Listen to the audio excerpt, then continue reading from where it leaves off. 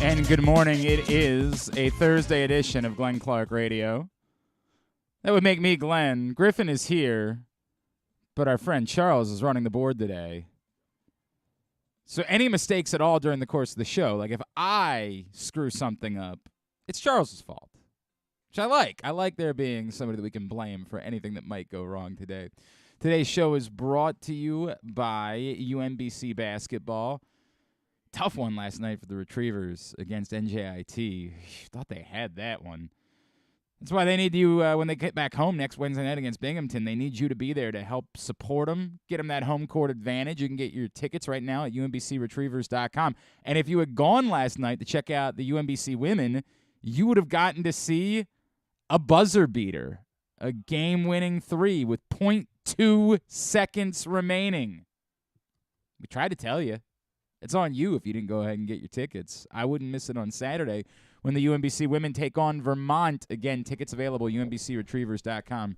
Spend game day in the Peak. Plus, they're giving away a free beanie if you go to 5 games during the season.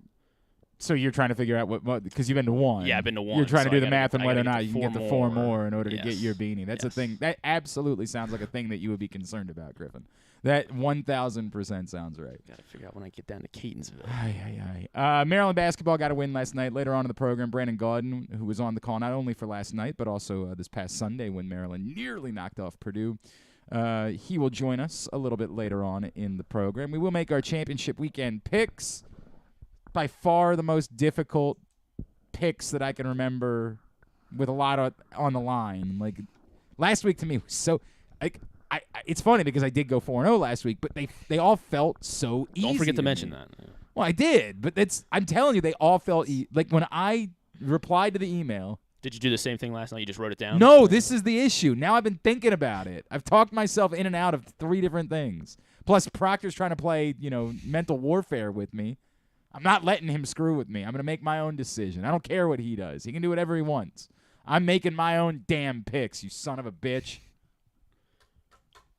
But I don't know. As a lot of people have pointed out, it's very rare that you get the championship weekend and you have 4 teams left where you feel like legitimately any of them could win the Super Bowl. And I know that Greg Rosenthal pointed out the other day that we've never had a championship weekend with 2 games where the lines were this close. Like, we've never had this before. It's truly that historic. So we will make those picks a little bit later on in the program as well. And we're gonna dip our toes into fighting words for the first time this morning.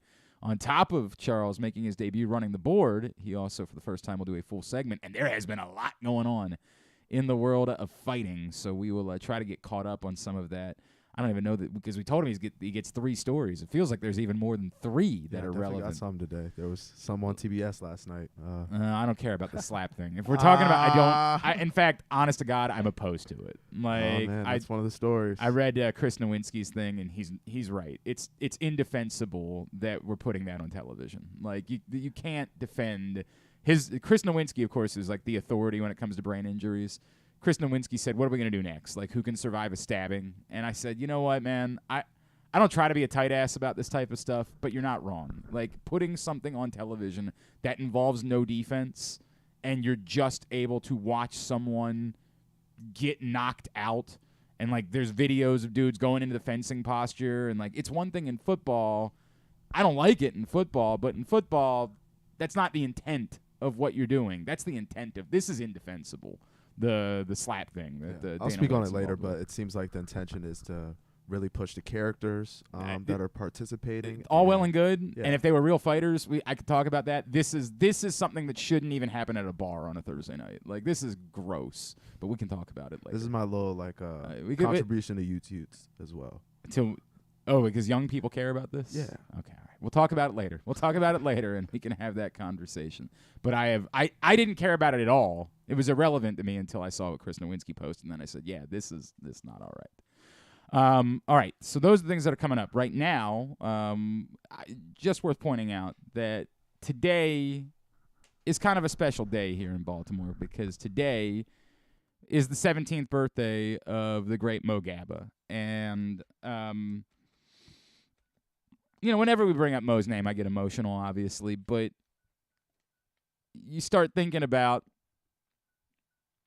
how close to adulthood Mo would be getting at this point, and everything that he had already done as a child and the impact that he had made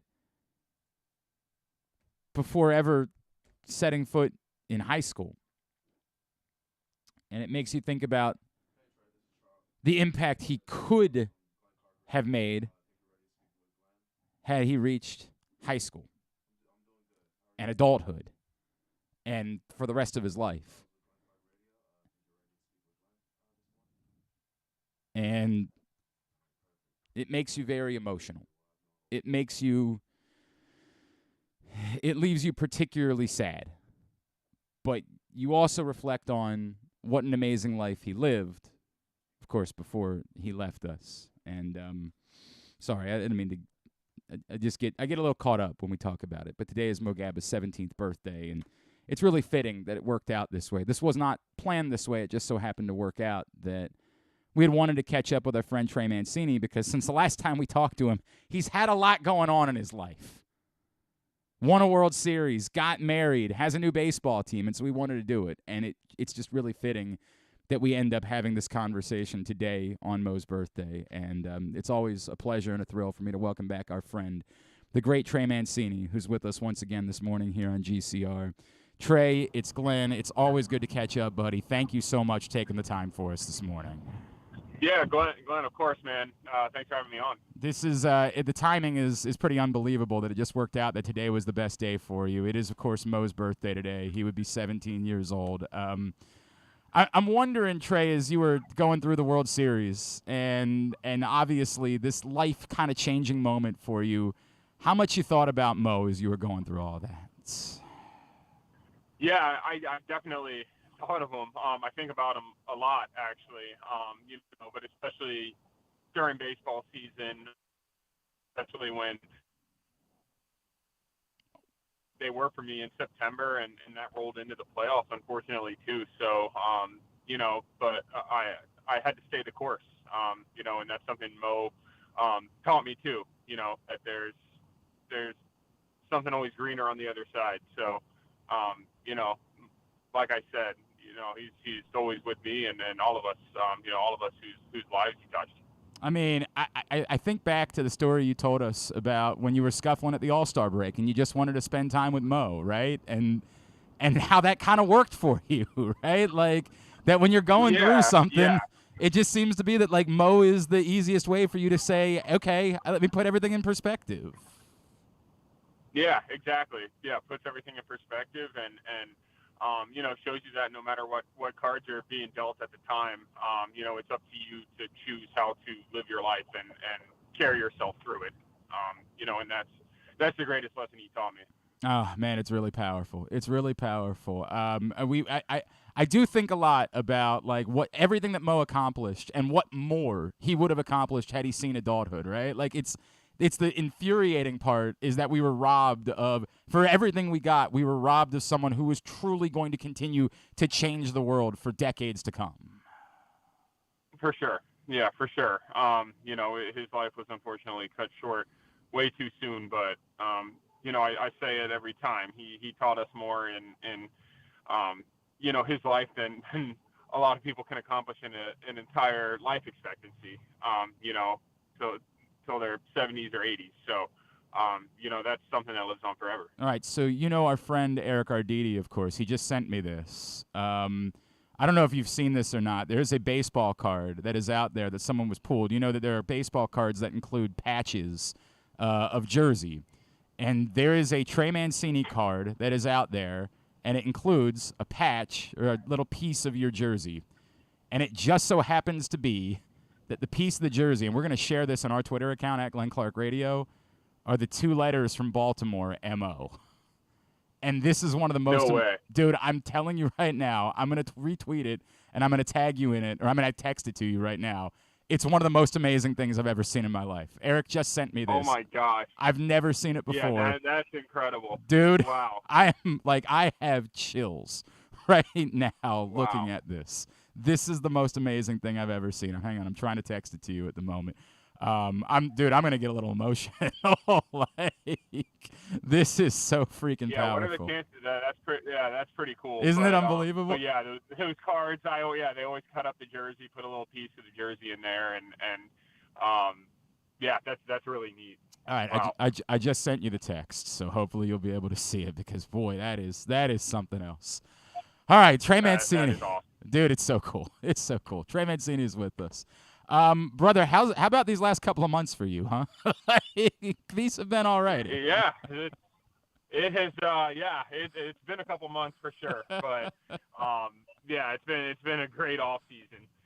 Definitely a little bit of a quicker one than normal, but absolutely incredible. Let's go back because we have not chatted since the World Series. I know, obviously, I'm sure you would have loved for it to involve hitting 4 home runs and everything like that, but we talked about this a little bit on the show. To make the play that you did defensively, when it wasn't going the way you wanted it to go offensively, how important was it for you to have a moment where you can truly say, yeah, but I still put my stamp on this World Series. I still, whatever was going on, I wasn't just along for the ride. I really did do something to truly help this team win. Yeah, I mean, that's certainly what you want, personally. Obviously, when you're in the playoffs and playing for a World Series, it's something much, much larger than yourself. So even before that, I'd say I did a pretty good job of not getting, like, fully caught up in my personal struggles. You know, I knew that there was a chance I'd be inserted into the game at some point. I didn't expect it to be how it was, you know, especially defensively. But I knew, you know, like I said a few minutes ago, you got to stay the course. Yeah. It's something that's much bigger than yourself or any personal struggle. So I knew I had to stay ready. You know, no matter how much of a funk I had been in at the plate, you know, defensively, offensively, I knew I had to be ready to come in there. And you know, whenever you're brought into a game like that, the ball always seems to find you. So I knew I needed to be ready to make a play there. Well, you were. It was a huge moment. There's no doubt about it. How does it compare? Like, growing up, I have no doubt that you dreamed this and you played it out in your backyard at some point and you visioned winning a World Series. What does it feel like when it actually happens in comparison to how you dream about it when you are a child? It's you know, you dream it up, you know, so much as a kid, and I would say it was pretty similar to how I expected the feeling to be. I had only had that feeling on a baseball field probably one time before, and it's when I was, you know, a kid and we had won a state championship. You know, that's the only time I felt that pure jubilation, and it's a feeling you always want to have again. So to have it at this level, you know, so many years later was really cool, especially on that stage. It's, you know, the World Series, it was awesome. It was incredible. Is there the word that comes to mind is like fulfillment. Is there like your career was going to be fine whether you ever won a World Series or not, right? Like you would have beaten the odds. You would have accomplished so much more than, you know, 99.9% of anyone who ever picked up a baseball bat. But is there something beyond that about winning a World Series that makes it feel like, man, nothing else matters at this point? It's all kind of gravy now. Yeah, I think just because, you know, it's something that you can always look back and reflect on, and you know, winning a World Series is always something that's going to be attached to your career, and it's a team accomplishment too. You know, it takes the entire team from top to bottom. You know, everybody contributes and helps the team win. So it's, you know, I think the greatest accolade that you can get on a baseball field, you know, it's what we all play the game for. I mean, dude, I get goosebumps thinking about it, right? Like, it's every kid's dream. You can say every kid's dream is playing for a team, right? And there's no doubt about it. But we all know the reality is every kid's dream is a dog pile and, you know, spraying champagne on each other after winning a game, man. Yeah, like, and it was, and just getting to celebrate that with all the guys and you know, it's especially with how long our season is and how grueling it can be at times, and kind of a roller coaster it can be personally and as a team. You know, it makes it all worth it in the end. Did you allow yourself? I think you remember everybody was freaking out about the moment when Adley came up last year and he got to home plate and he looked around and he kind of downplayed it like, dude, I do that all the time, right? Like, that's just sort of what I do. But, like, we love that moment so much, like the idea of him just sort of soaking it all in. Did you allow yourself any of those moments as you were going through this to just sort of, like, pause and look around like, holy crap, this is the World Series? Yeah. I mean, I definitely did. I'd say, like, before Game 1 in Houston and then before Game 3 in Philly, especially, like, the first game that's played at one of the parks in the World Series is an atmosphere that is unlike anything that I've experienced. So, those are the moments where you kind of soak it in and appreciate where you are. And like you said, yeah, Adley did that when he got called up, which I thought was, a really neat, really neat thing and very genuine, just looking around, appreciating where you are, because it takes, a lot of hard work to get to that moment. Oh, it's really cool, man. Another couple minutes here with Trey Mancini on Glenn Clark Radio. Trey, we were talking, my buddy Drew and I were talking yesterday, and he said, my wife, whenever I cry when I'm watching a movie or something, my wife yells at me because I didn't cry at our wedding. You won a World Series. How important was it to you to make sure that you cried when you got married so that like Sarah wouldn't say like, hey, you weren't more excited about winning the World Series, right? Yeah. So, I mean, I did not shed any tears at the World Series, but okay. I did at the wedding. Okay. So I think All right, you're good. I think you always, score some brownie points when that's the case. So, good. Yeah, I mean, it was the best day of our lives, no doubt about it. Getting married, it was everything that we had dreamed of it to be and hoped for it to be, and just such a special day and special weekend with all of our family and friends. I think it's one of the cool things that you brought up a lot since leaving Baltimore, right? That like the connections you're going to have to here are numerous, but that one really does stand out. Like you met your wife because of this place, and really does speak to how connected, wherever you're going to be now with the Cubs, how connected you're forever going to be to Baltimore. Yeah, of course. No matter what, no matter how many years I play and things like that, I'm always going to have a deep connection with Baltimore. I was in the organization for 10 years. I was there for a really long time and felt such a strong connection to the city and the team and all the guys. So I, of course, that's not ever going to change, and especially, years down the road when I'm retired and everything like that, I'm always going to be more than happy to come back to Camden and to Baltimore and stay part of the community there. What does it mean to you to be a Cub? I mean, like I think about you being at Notre Dame. It feels like everybody at Notre Dame is a Cubs fan, right? Like I know that there's a lot of right. Like I know there's got to be a really special connection there. I look, if you had signed in Seattle, you would come on here and you would say, dude, it's so cool to be a Mariner. Like I understand how this works. But it does feel like there's got to be something really cool and unique about you now being a Chicago Cub. Definitely. When you go to college in the Midwest, and especially so many of my friends were born and raised in Chicago or a suburb of Chicago. So they're all Cubs fans, and I know how passionate the fan base is. And I grew up, I went to Wrigley when I was a kid with one of my best friends who was a Cubs fan. So, it's an iconic franchise. It's an iconic team, and to get to play there is so cool. And I have a lot of connections to Chicago as well. My older sister lived there for a long time, met her husband there, and my younger sister currently lives there. We're going to live, pretty close to her, so it's really cool. Wow. It's awesome.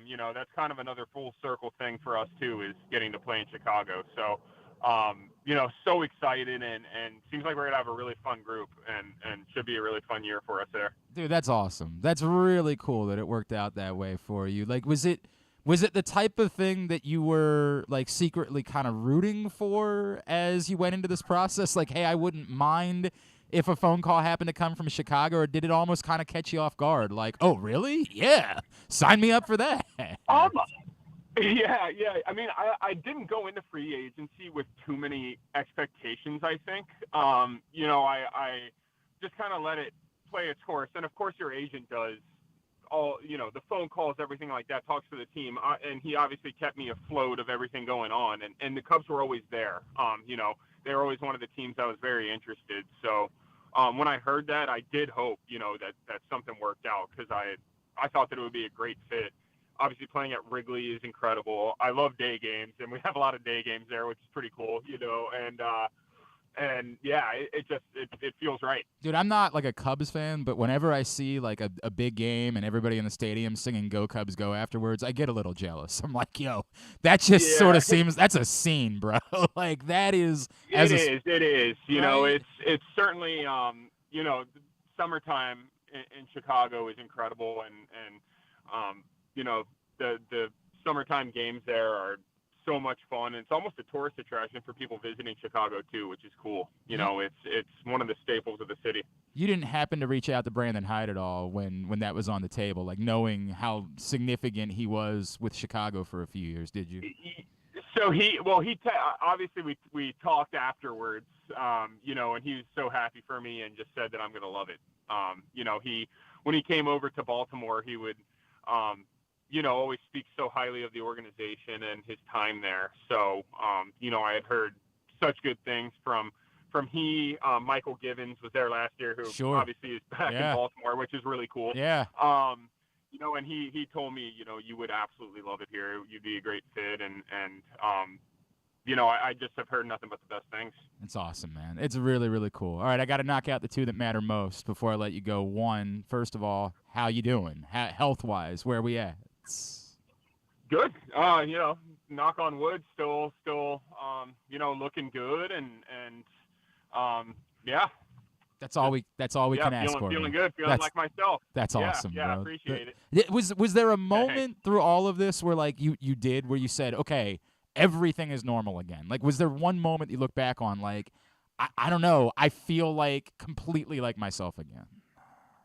I don't know if there's like a moment. I think as time goes on, it gets a little easier, you know, and you think about it less and less every day. But, you know, I still have to get checked up, you know, every 6 months or so. And you know, that part of it is never going to get easier, I think, whenever you go in for the checkups and stuff. But it's always great to hear that everything looks good, things like that. But I always try not to, you know, jinx it or in a way or, you know, get too ahead of myself. But yeah, everything's feeling and looking good. I love that, man. And then the most important part, when the movie is made about, and the penultimate scene is Mo Gabbard and him clearly shining that light in the outfield to make sure that ball dropped, and you got a walk around inside the park home run.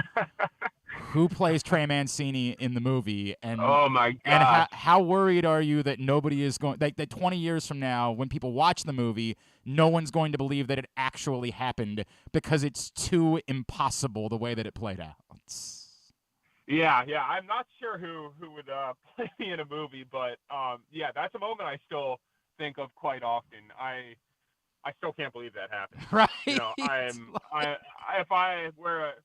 if I were to guess, I'm probably not gonna have another inside the park home run in my career. You know, I've scratched out a few triples. An inside the park home run I didn't think was gonna happen, but I still can't believe that happened on that day and that at bat. I mean, it's you know, it's crazy. Dude, I'm telling you, if somebody presented it in a script, the Hollywood producer would say, "Dude, this is too much." Like, it's just this is ridiculous. Yeah, you're just overdoing it. It's I know. Yeah, I know that we're supposed to romanticize things, but come on, like we got to settle down. It's too much. It's dude, I get exactly. I'm getting goosebumps again. It truly, yeah. So it's yeah, and I still have to like remind myself that happened. Brother, we're so happy for you. I'm glad that it worked out that we chatted with you on Mo's birthday, because it brings a smile to my face, and you know, anytime we get to talk about him and anytime we get to think about him, it's a pleasure, because we all know what a special human he was. I'm so happy for you, man. What a couple of months for you, dude. I am so thrilled. Yeah. And please tell Sarah I'm happy for her too. I want to make that be known. Like, we love Sarah. Oh, yeah, she's awesome, and just please tell her that we're thrilled for her as well. But for you and everything, for you to be able to ride this ride right now, it's incredible. There will be a lot of people around here. But may it be that the 2025 World Series is Orioles Cubs, and we get to have just the most perfect moment as that plays out. Yeah, that would be awesome. Dude, thank you. That would be awesome. Thank you as always, dude. Great to catch up with you, brother. All right, of course. Yeah, great to catch up, and thanks for having me on. Of course, buddy. It's Trey Mancini. Man, God, I love that guy. Apologies. I'm getting a little emotional, but wow. Trey Mancini on Mo Gabba's birthday. You can't ask for a lot more than that. Dude is as good as it gets. You know, we recognize that Adley Rutschman was our Mo Gabba Sports Person of the Year, and you can still go get this issue of Press Box right now for free at your neighborhood Royal Farms, any of the hundreds of locations around town where you find Press Box. But of course, Trey was our 2020 Mo Gabba Sports Person of the Year, and Mo was our 2019 Sports Person of the Year. And there's a lot of emotion that comes with that. And as we talked about, the importance of it, the reason why we made Trey our Mo Gabba Sports Person of the Year is because there are people that will come along. I don't know that Charles knows about Mo Gabba. I don't know. Yeah, do you? I have to be honest. I had to look him up during the interview. Right. Like, yeah. I understand. And I'm not, this is not a knock on you. Like, No. I get it. You're not originally from here. You're not an Orioles fan. You're not a Ravens fan. That's the, internal, guilt kind of justification that I put in my head. Like, all right, I'm not No, from I'm here. not. Yeah. Trust me, I'm not mad No, at you you're about it, fine. Charles. I'm not. You don't have to defend yourself. I understand. But it's part of the reason why we said we were going to make this honor the Mo Gabba Sports Person of the Year. And what we said and what we talked about with his mom, Sanzi, please, if you have a second today, message Sanzi on Facebook. Just tell her you're thinking about her. You tell her you love her. You lose your only son. You know, this day is difficult. There's no getting around that. If you have a second, please tell Sanzi that you love her today. But when we talked about it with her, the point of doing this was this. We wanted someone like Charles. We wanted somebody in 10 years when, another generation of fans comes by to pick this up and be like, Mo Gabba Sports Person of the Year? What does that mean? And go look it up. Because we want somebody else to see Mo's story and to learn about the most perfect human we've ever had in our city and the most incredible person I've ever known, and someone who had as much impact on me as anyone I've ever come across. That was the point. And every time we get the opportunity to talk about Mo, we want the opportunity to talk about Mo. So it really was dumb luck the way that we worked it out. Griffin's been messaging with Trey for the last couple of weeks trying to figure out a day that would work right. And then, of course, I went to Disney World and, Trey wanted a little bit of time because he was getting married. We understand, get through the holidays, the whole deal. All of a sudden, earlier this week, Griffin's like, hey, talk to Trey. He'd love to do Thursday. And then I sort of was like, oh, cool, Thursday, great, right? And then I looked at it literally last night. I'm like, oh, my God. Oh, my God. And in a way, I got it. As you all know, I'm not a very religious person. I have no problem with religion and people that are. It's not like I'm anti-religion. It's just not really my thing. I've told the story famously of how when Bill Ordine wrote our Mo Gabba cover story, he included an anecdote from Eric DaCosta about how Eric said, I'm not a very religious person, but then I held Mo's hand and I felt something. And I remembered when I read the story before we had sent it to print, I legitimately had qualms with it. Thought we couldn't run that. We couldn't suggest that the general manager of the Baltimore Ravens was saying that this young man proved the existence of God. Which wasn't actually what he said, but it kind of felt that way. It read that way. I said, we can't. But I didn't, I left it alone because it was a really sweet anecdote, and I didn't want it. I wasn't going to fight with the staff here over it. I just sort of said I left it alone. And to that point, while I had talked to Mo, I had never experienced that phenomenon. And then, of course, we did an event with our buddy Eric and Bradley and Nikki Bozeman and Stan. And as I was sitting there, Mo grabbed my hand. And he held it. And holy F, I felt the exact same thing that Eric DaCosta felt. And so, whatever it is that you believe in, I can't help but think about Mo and whatever power there might be, that it worked out, that we were trying to coordinate this with Trey Mancini for weeks, And it just so happened to be that the day that worked was Mo Gabba's birthday. Brother, if you whatever you want to say about that, I know if Drew was sitting here, he'd be like, "You're trying to tell me that's not God?" Like, if you're religious, feel however you want to feel. I don't know. I can't tell you how to define it. But I'm telling you, I feel something about that. Like, I absolutely feel something about that. It was pure happenstance that it worked out that way. And love me some Trey Mancini. Love me some Mo Gabba. We will talk about other things this morning, I promise. And God bless Trey. Be really neat if one day he did put on some orange and black once more before his career was over. But going to be happy for him. And really, it's a cool thing for any baseball player to get to go play for the Cubs, man. Like, that's a thing. We don't feel that way. Everybody else in baseball would say that they would probably feel that way about the Red Sox or the Yankees. Obviously, we don't feel that way here. We never want guys to go play for those teams. So it's sort of like the palatable one. Like, this is the one that you can say if there's a franchise that, as an Orioles fan, a player you love, you'd like to see them get the opportunity to go play for and experience. I think the Cubs is the answer to that. It's truly a piece of the lore, the folklore of the game. Bro, I'm telling you, I am not in any way a Cubs fan, not even a little bit. But when they're on WGN on a Friday afternoon in the middle of a playoff race and they win a big game and they put up on the screen like the entire stadium staying through the final pitch so they can all stick around and sing Go Cubs Go drunkenly together afterwards, it's like one of the closer things that baseball has to like the feeling of European soccer. Like, dude, you want to be a part of that. You want to feel what that must feel like. So I think it's awesome that Trey Mancini is going to get to go play for that organization and get to have that feeling. I mean, that's so cool. All right. Try to bring it all together here. Let me try to broadcast professional. Definitely not on the verge of tears. Not at all.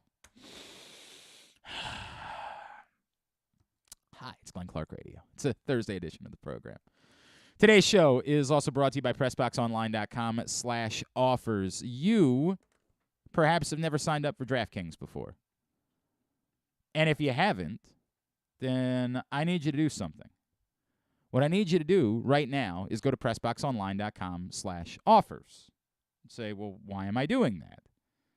Well, I know why you're doing it. You're doing it because if you sign up through the DraftKings link at PressBoxOnline.com/offers, you bet just $5, you can win $150 if either quarterback throws for more than a single yard in the Chiefs-Bengals game. 1 yard.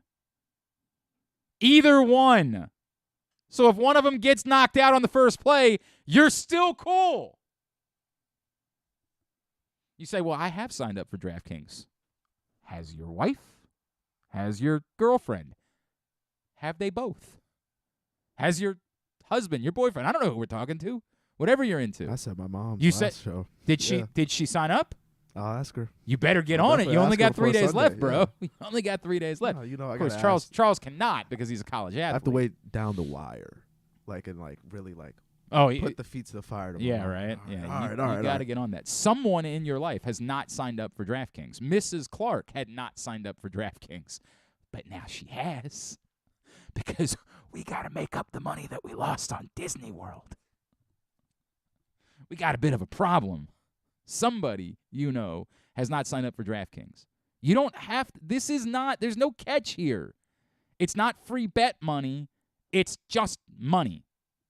Now, obviously, the folks at DraftKings would like it if you experienced this and said, hey, I enjoy betting money with DraftKings. I might bet some more. But it's not necessary. You can just win cash. Again, PressBoxOnline.com/offers.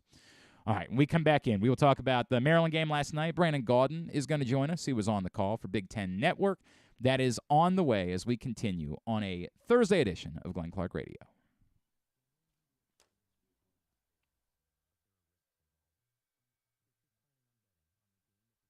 Or on your phone or computer? Know your limit, stay within it. Set a budget and a time to stop. Remember, gambling isn't a financial solution, and it doesn't mix well with alcohol or drugs. Know the risks and have a plan before you begin gambling. For free and confidential services, call 1-800-GAMBLER 24/7 or go to helpmygamblingproblem.org. Whether your focus is luxury and comfort, convenience and technologically advanced connectivity, or sporty performance and aggressive styling, we've got the perfect Highlander for you. Check out buyatoyota.com for deals on new Highlanders from your local Toyota dealer today. Looking for some excitement in the new year? Laurel Park has plenty of live horse racing events to spice things up this January. The much-anticipated winter meet kicks off on January 1st, plus we've got special MLK holiday racing on Monday, January 16th, and the Winter Carnival Stakes on Saturday, January 21st. Winter may be cold, but the racing at Laurel Park is hot. Learn more about upcoming January events by visiting laurelpark.com. Stan the Fan here, welcoming back one of my favorite sponsors, the Costas Inn. And everybody around Baltimore knows the Costas Inn is a great place to go and grab crabs, steaks, salads, soups, whatever's on your mind to eat in person. But did you know that the Costas Inn has upped their game? They are now one of the premier takeout places in Baltimore. Give them a call now to order your food, 410-477-1975. That's the Costas Inn, over 4100 North Point Boulevard.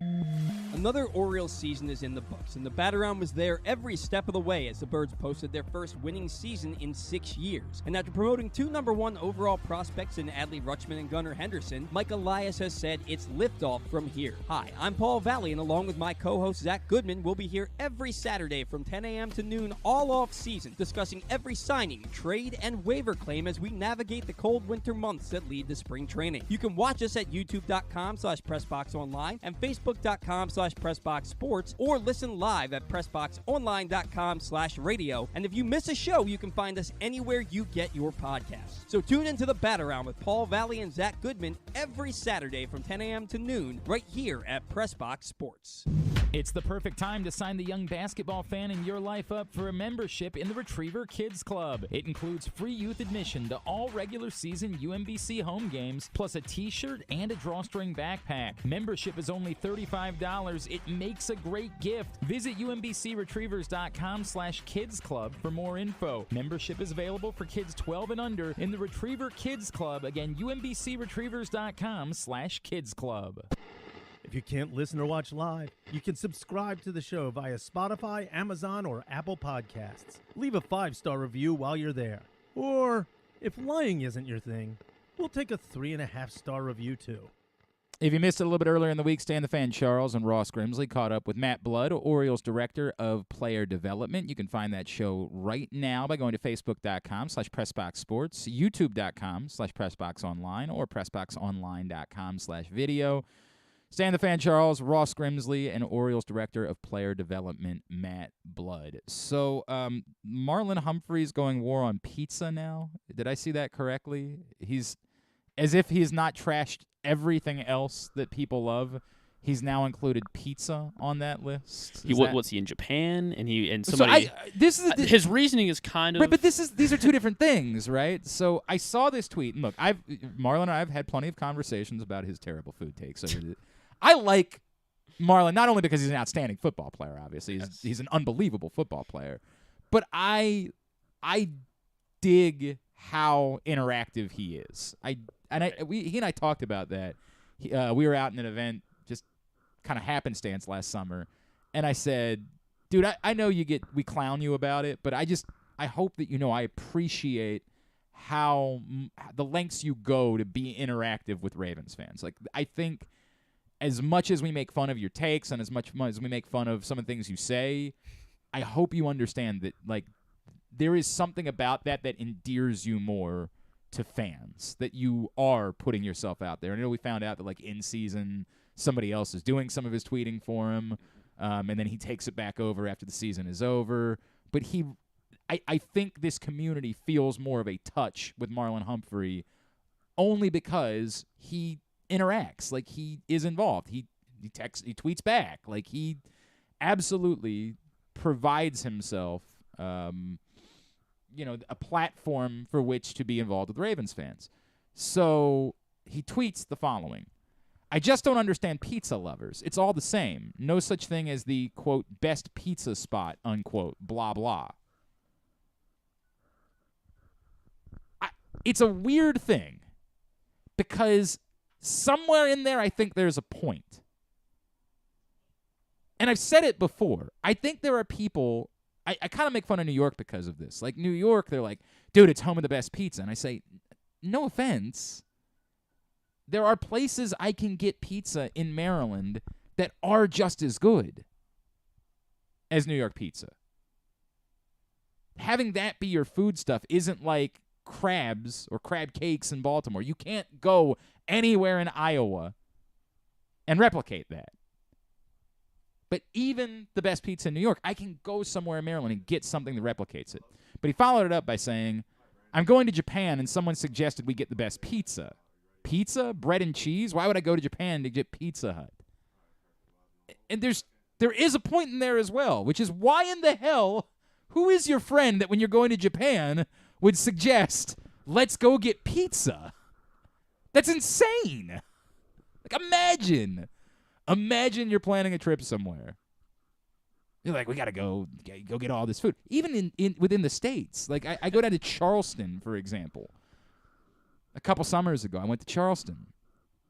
I imagine somebody being like, dude, there's this great pizza spot in Charleston. Like, no, dude, I can get Some great Southern broilers. Right, I don't need that. I can get great pizza when I'm at home. I need barbecue while I'm here. That's what I'm going to do while I'm here is get barbecue.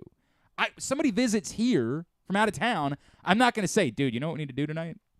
Best pizza in Baltimore. It's insane. Like, who would do that? Now, multiply that to the nth degree because he's in Japan.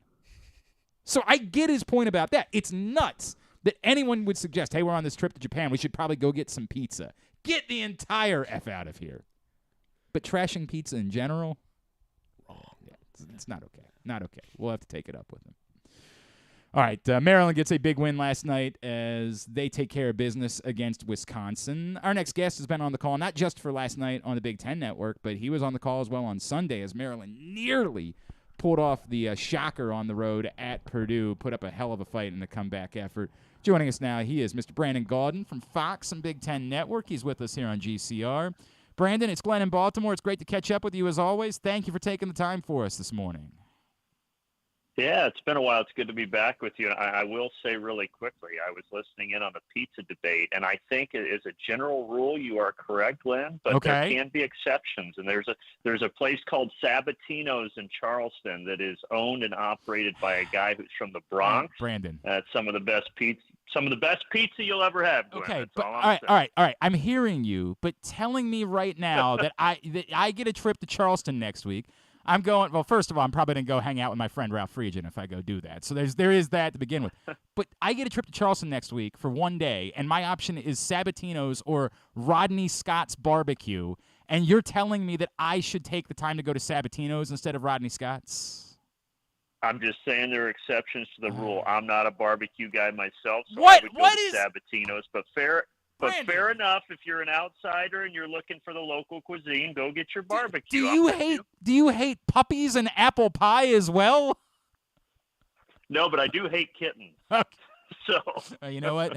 Kittens can be annoying though. So I might have actually. No, I love kittens. I'm not going to say that. But you don't like barbecue? Like that? It really makes me question whether or not you truly love America. It's okay. It's just not God. Like if you give me a good slice of pizza versus even good local barbecue, I'm going with the pizza. Oh man, I really thought I liked you too. I really thought that you thought you were one of my favorites. So did my parents. So did my parents. They must be so ashamed. Every time you're like, Mom, Dad, look at all the things that I've done this year, and they're like, Brandon, you don't like barbecue. I'm so sorry. Hey man, it's great. It's great to chat with you. Thank you for taking the time. I guess on the whole, what do you make of this? There's been a lot of ups and downs with this Maryland team, but they have continually showed fight. They have continually showed, I think they've outperformed what you could have reasonably expected for a team that had very little depth coming into the season and a first-year head coach.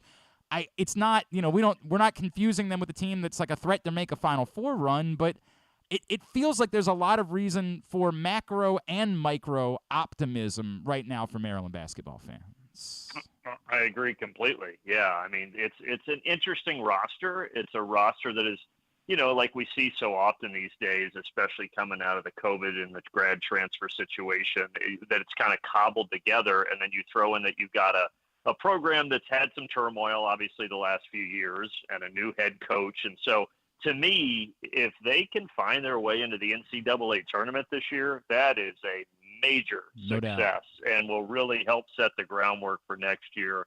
The depth is an issue, and even though they have been scoring more in the paint as of late by driving the ball, which I do think is their recipe for success going forward, they've got to find a way to get Julian Reese to stop fouling so much, because they need him on the floor, especially as they're going to go down the stretch in Big Ten play and towards the Big Ten and possibly NCAA tournament. To your point, what a difference he made against Zach Edey on Sunday. I mean, obviously Zach Edey got his because, he's an alien, of course. Like, he's not like other humans. But Julian Reese, just at least providing a battle and doing his own offensively, gave Maryland an opportunity to win a game that they had no business winning. Like, there was no world in which they should have had a chance to get a look for a game-tying 3 at the end of that game. Well, especially after the first half that they played. They played so poorly, and they were down 14. They couldn't score. They couldn't do anything. And they flipped the switch at intermission. And to flip a switch against Purdue if you're at home is one thing, but when you're at Mackey Arena, I mean, that crowd is just, and I know people over the last couple of years have really started to pump up Mackey and what an atmosphere is, but it's second to none, and that place was rocking. And for them to come out of halftime doing what they did, I really learned something about the Terps and their toughness. Now, look, that's kind of Kevin Willard's. That's his thing. Like, he always preaches toughness, and a lot of coaches do, but, like, Willard is a tough SOB. I mean, he just is. He's a no-nonsense guy, and he obviously lit into those guys at intermission and got them to come out with fight, and they carried that forward yesterday. Wisconsin is not a great Wisconsin team, but Maryland beat them soundly, and I really thought took the fight to the Badgers last night. So these last 3 halves of basketball, there's a lot to like for Maryland. Brandon Gaudin, Fox Sports, Big Ten Network, with us here on GCR. Brandon, with that said, obviously this has been a team that's been much different at home this season, right? And I know it's sort of a dumb thing to point out because in college basketball, everybody's better at home, right? Like, it's significant, but it seems to be particularly significant with this team.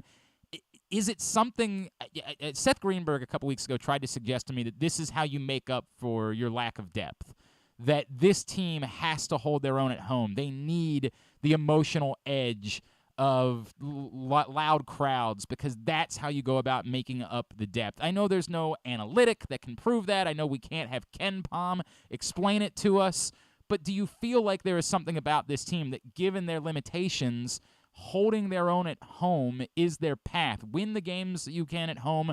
They've only picked off one so far on the road, and it was against a Louisville team that barely even qualifies as a mid-major this season. But is there something to be said for that this is the difference for a team that doesn't have as many bodies, that home court has made that significant of a difference for them? Yeah, I think where the difference is, that why it's important, is if your margin of error is small, then protecting home court becomes more valuable. Teams like Penn State, teams like Maryland, teams like Wisconsin that are probably going to be battling in those mid-tier spots in the Big Ten, that's where it's just so vital to protect your home court. If you're asking, is there something specific to this Maryland team that makes them better at home than on the road? I don't think so. Yeah. I think it's just maybe an outlier that they've statistically been so much better at home than on the road. Usually when I look at teams that struggle on the road, and there's a reason for it, it's because they've got 3 freshmen in the starting lineup who just haven't been through those battles. But that's not really the case with Maryland. I mean, you've got Hakeem Hart, you've got Dante Scott. Even though he's a transfer, you've got Don Carey. You've got guys that have kind of been through those battles and been in these environments. So I think it's just more of one of those outlier situations. And who knows if it'll track that way the rest of the season. But the bottom line is, with how thin their margin for error is, they do need to continue to protect their home court. And it'll be interesting. You look what they've got coming up, a short turnaround against Nebraska and then Indiana. Indiana playing much better, even though they almost lost last night against Minnesota, but a much improved, I think, over the last few weeks Indiana team. This is a very intriguing 2-game stretch coming up here for Maryland. And obviously a team with an intimidating post presence, which has been an issue for Maryland this season, given what they lack in Trace Jackson Davis.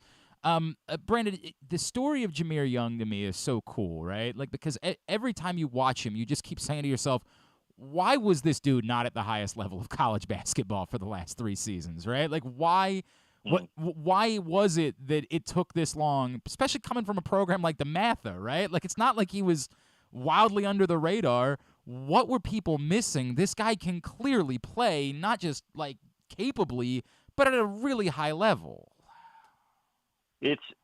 Jahmir Young's a little bit of an extreme example, but I think every Power 5 team this year, it feels like, has a Jahmir Young. Now with how easy it is to transfer without penalty, they go to the school that was a smaller school that was willing to give them some love and recruit them. They didn't get many Power 5 looks.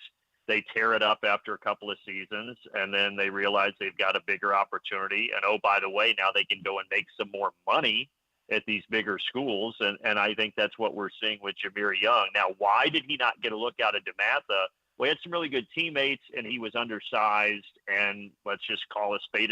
People missed out on him, right? Like they were going to recruit the bigger, better players, and there were some other guys with stars next to their names, and they didn't think Jahmir Young at the time had what it took to produce at this level, and clearly they were wrong. And for all the things that are like askew right now with college sports and the people that are complaining about where things are, you have to feel good for a guy like Jahmir Young. And I get that people might say, but poor Charlotte, they lost their leading scorer, and in the old days he would have stayed there and helped them out this year, and maybe they get to the tournament. And I get that.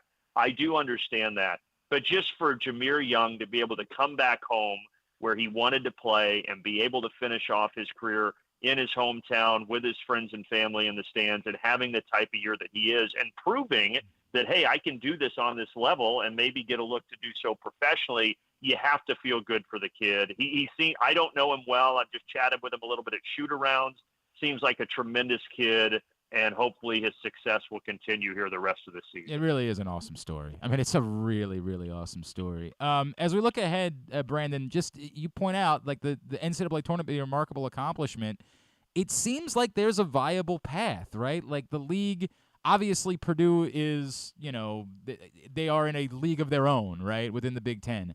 But it seems like looking ahead, again, as long as they don't do anything really dumb, like as long as they don't lose to Minnesota or something like that, it seems like there is a viable path for Maryland to have a chance to do exactly what you're talking about, which I wholeheartedly agree. Given where the expectations were, simply making the tournament seems like a real accomplishment, and something that you can kind of plant your flag about if you're Kevin Willard trying to lay a foundation. I don't want to get carried away, but it looks like there is that path in front of them in order to be able to do it. Well, yeah, absolutely. You look at the schedule. Now you could say, because their schedule, I think, I'm not 100% sure on this, but if I checked right yesterday, it is the easiest remaining schedule in the Big Ten. That sounds about right. If you just calculate the numbers. Now you say that and you look at it and you still got, I get it, you got to go to Michigan State. You've got to go against Purdue again. You got to go to Ohio State. There's nothing easy about any Big Ten schedule. We all get that. But you do get Nebraska twice. You get Minnesota twice still, and I think still Penn State twice. Now, these are Minnesota's kind of the one that is struggling, that seems to be the bottom feeder in the league this year, unfortunately. Penn State is a possible tournament team, so there's nothing to take for granted there. Nebraska's playing better. But that's 6 games where you would think if you can go 4-2, you'd love to go 5-1, but let's say you go 4-2 in that stretch and you steal one of those other games we talked about. I mean, yeah, they're right there in tournament contention, and as long as they wouldn't just lay an egg in the Big Ten tournament and lose their opening round game, I think that it's a team that probably gets in. So it's and to think again at the beginning of the year with what Kevin Willard had and what was coming back, and you looked at the roster, no one would have thought you would at one point be ranked top 15. And we all agree that was a little high, that 8-0 start, everything was a little inflated. That's fine. Put that aside. But the bottom line is they won those first 8 games, And that's why they put themselves in the position now to be talking about a possible NCAA tournament bid. And look, the schedule, it is more favorable than most in the conference. So we talked about holding serve at home. I think if they can do that, and then you go to Penn State, you go to Minnesota, and you go to Nebraska, if you could somehow win 2 of those 3, I think they're in a really good spot for a bid.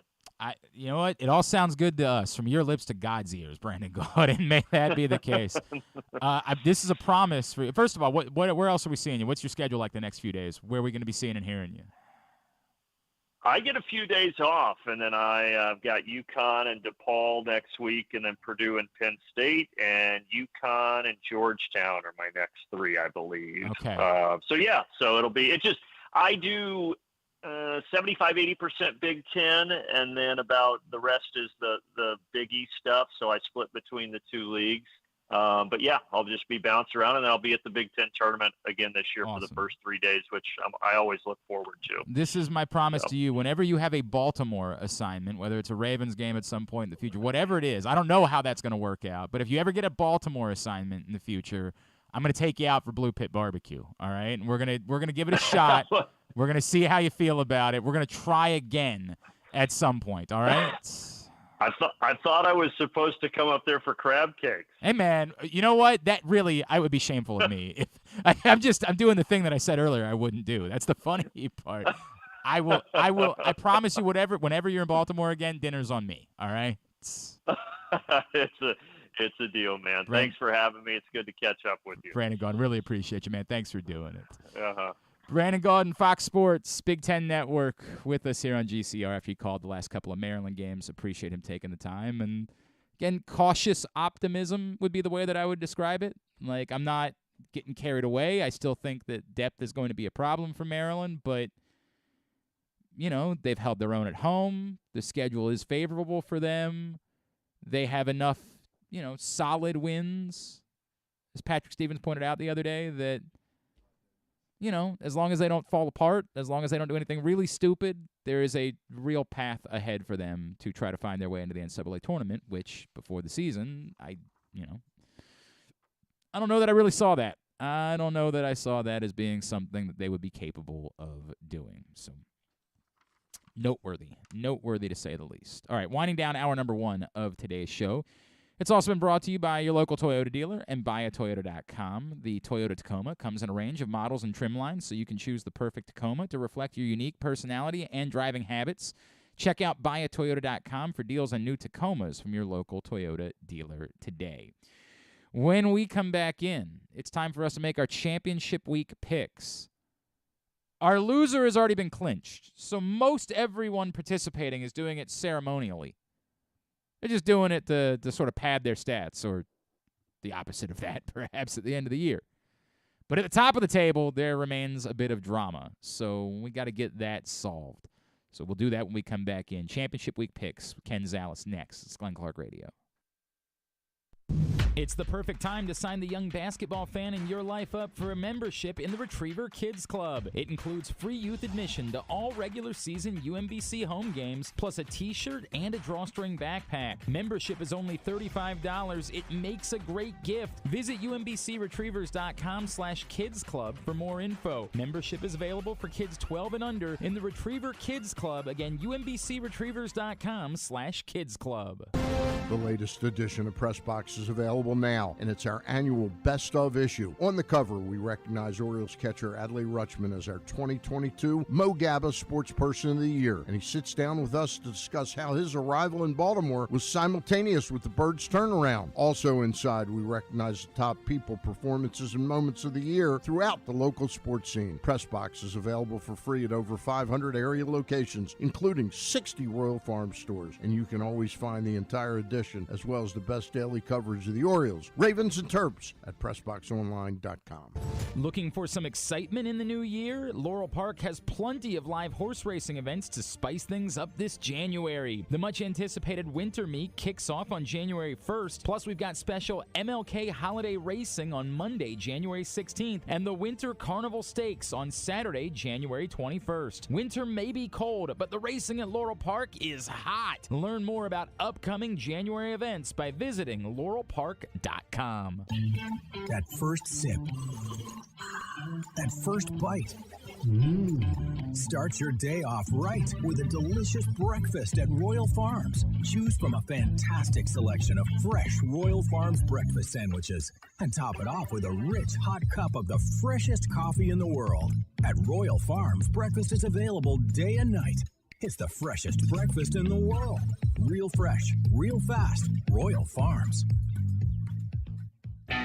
Stan the Fan here, welcoming back one of my favorite sponsors, the Costas Inn. And everybody around Baltimore knows the Costas Inn is a great place to go and grab crabs, steaks, salads, soups, whatever's on your mind to eat in person. But did you know that the Costas Inn has upped their game? They are now one of the premier takeout places in Baltimore. Give them a call now to order your food, 410-477-1975. That's the Costas Inn over 4100 North Point Boulevard. Tune in to Simply the Bets every Tuesday and Weekend at Bookies every other Thursday at 11:40 a.m. And if you really have nothing better to do, keep listening to this show too. All right, back in here on GCR as we move into hour number 2 of today's program. Don't forget that gambling can be fun, but you should set a limit and stay within it. And remember that if you or a loved one has a gambling problem, call 1-800-GAMBLER 24/7 or go to helpmygamblingproblem.org for free confidential services. A little bit later on this hour, we are going to get the fighting words, but also we're going to let our buddy Eric Arditi from Barstool Sports check in as it is Mo Gabba's birthday, and he sent me that just that really unbelievable picture of the baseball card with the patch. And it just so happens to be that the patch that they pulled from Trey Mancini's jersey was the letters M.O. from Baltimore, which is just so bloody impossible. Like, it's just goosebumps, man. But we're going to talk to him a little bit about Mo and just his thoughts as Mo's 17th birthday was today. So we'll do that with Eric Arditi a little bit later on this hour. I had somebody that reached out to me last night. I had a few people that were going back and forth with me about thinking that I'm too dismissive of the impact of a fully guaranteed contract. To be clear, I am aware, right? Like, I am aware that the scenario that you're talking about is that the difference between, say, Kyler Murray's contract and a fully guaranteed contract is that in the 4th and 5th years, on a contract that isn't fully guaranteed, you have at least a chance of getting out from underneath it. The final year of Kyler Murray's, remember, Kyler Murray's doesn't kick in until 2024. The final year of his deal, so that would be 2028, there's no dead cap space. So if something horrible were to happen, like he were to suffer some catastrophic injury or he's just garbage, the Cardinals would have the ability in that final year to get out from under it.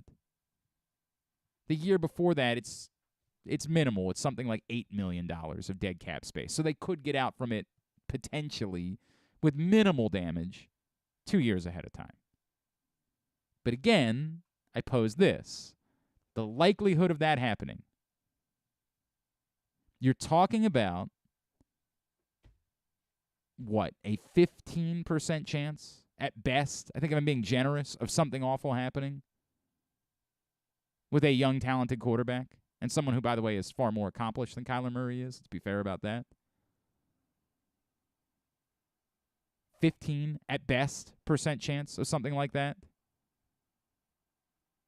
to get some cap flexibility. Again, at the end of that deal.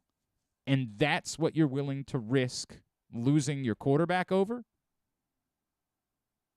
As I said a million times, I know why the Ravens don't want to do a fully guaranteed deal. I know why no one wants to do a fully guaranteed deal. But you're willing to risk losing your quarterback over the 15% chance of something really bad happening at best. And again, I think I'm being generous with that. To get minimal cap flexibility at the end of the deal. That's what you're willing to risk this over? So when I talk about it, when I say this is semantics, I mean that. I know there's a difference. I understand that legally speaking, there is a difference between a fully guaranteed contract and one that isn't fully guaranteed. By the way, a Lamar Jackson deal would absolutely have more guarantees than Kyler Murray's did. That's the way this process works. But it's a minimal difference that you're willing to take the risk of not having a quarterback over, and that's indefensible to me. If this is what this comes down to, and we don't know that, but if ultimately it came down to that, I can't excuse it. I can't give the Ravens a pass for saying, but we're going to balk at fully guaranteed. Because it's not so significantly different. It's not reckless, as some people describe it. We'll have plenty of time to continue talking about it over the course of the next few weeks until we get some sort of clarity on how this is going to play out. All right, it is time for us to make our picks for championship weekend. This man, there is no relevance to what it is that he does in the course of picks. He has been eliminated. But he's going to join us anyway. Here's our buddy Ken Zalis. What's going on, buddy? How are you? Eliminated, but safe. Yes, because correct. You know that this is my only goal. Right. The money would be lovely, but it's not significant enough. Yeah, correct. 100%. To offset the other way. I'm still not even sure that everybody paid, for the record. I'm still not even certain. I know that I did. I know That's that you the did. only thing that matters to me. I do know that you did. Kyle did want to point out that he wanted the record to show that he just did not lose. That's all. Yeah, that's a great point. Kyle always said, Yeah. well, I just won't lose. That was always Kyle's point whenever we did a bet. Yeah. Like, I'm just not going to lose. And he also did not lose. It is over at the bottom of the table. Do we want to add the Pro Bowl? No. What are you talking about? No. Come on. It's not even a Pro Bowl anymore. Yeah, they're doing a thing. No, stop. Andrew Stetka is our worm. It is official. Andrew Stetka, after last week, the Jacksonville-Kansas City game was what clinched it. He went with Kansas City. Paul Valley went with Jacksonville, and that ended it. He is 4 games back with 3 games to play. He is eliminated. Womp, womp. Did they do the Gone Fishing segment for him on TNT, or how did that work? Did we get Charles Barkley making fun of him or anything like that? I really wish should really look into that. But Andrew Stetka will indeed be flying across the country. I wish it was I almost wish he didn't have family here. Like, he didn't have anything else that he could do. I wish, he was only doing it for this. But alas, he will make a trip out of it, and he'll go to an Orioles game or 2 or whatever he's going to do while he's here. But he does have to fly across the country from Phoenix to come back here in studio, eat a worm burger, as prepared by our friend Tim in Bel Air. The only danger of that is Tim is so good at preparing foods. Oh, it might be good. He's going to season this. I don't think there's any chance, but you just never know. Tim's that good. You just never know. He couldn't make bull balls palatable for me. He couldn't do that. But he will consume that. He will dress up like the worm Dennis Rodman in a wedding dress. He will also perform the worm by Scotty Too Hottie, and whoever it is that he delivers the worm to will then turn around and get their heat back by giving him a stink face, pulling up their britches and putting their butt directly in his face. That's the way it's going to go. Enjoy that, Andrew Stetka. We look forward to the trip. The only drama that's left is at the top of the table, where I have just a 1-game lead on Jon Proctor. So what we'll do is we'll lay the games out there, and we'll let everybody who's only making ceremonious picks make their picks first. And then we'll come back to me and Jon Proctor. All right, you have Jon Proctor's picks. So we'll let Ken go first this week. Charles, do you want to make picks just for fun? Nobody else. It doesn't matter to anybody else. So just you can give your opinion just for fun as well. Why not? All right, there you go. At this point, the lines are so close. It's very difficult for the most part. For the most part, that's the case. So that's the way it'll go for this week. This week's picks are brought to you by. Sorry, I got a little thing going on today. I don't know what's going on with all that. We're brought to you by the print issue of Press Box, which is still available for another couple of weeks. On Mo Gabba's birthday, we celebrate our Mo Gabba Sports Person of the Year, Adley Rutschman. Go pick this up for free at your neighborhood Royal Farms, any of the hundreds of locations around town where you find Press Box, or read it all at PressBoxOnline.com. So which one are we starting with? We'll start with the first game, 3 o'clock. It's the NFC Championship. This one's on Fox, so it is, of course, Sunday at 3 o'clock, and the Niners are coming to Philly, and Philly is 2.5-point favorites. So Ken, you get to go first. Oh, goody. Since this is these lines are so small, I'm just going with who I'm thinking is winning the game. And it appeared last week to me that Jalen Hurts is 100%. And Philadelphia was the best team in football for about the first 12 weeks until he got injured. Now that he's healthy again, I don't see why they shouldn't be the best team in football. I love what the 49ers have done. I've loved what Brock Purdy has done.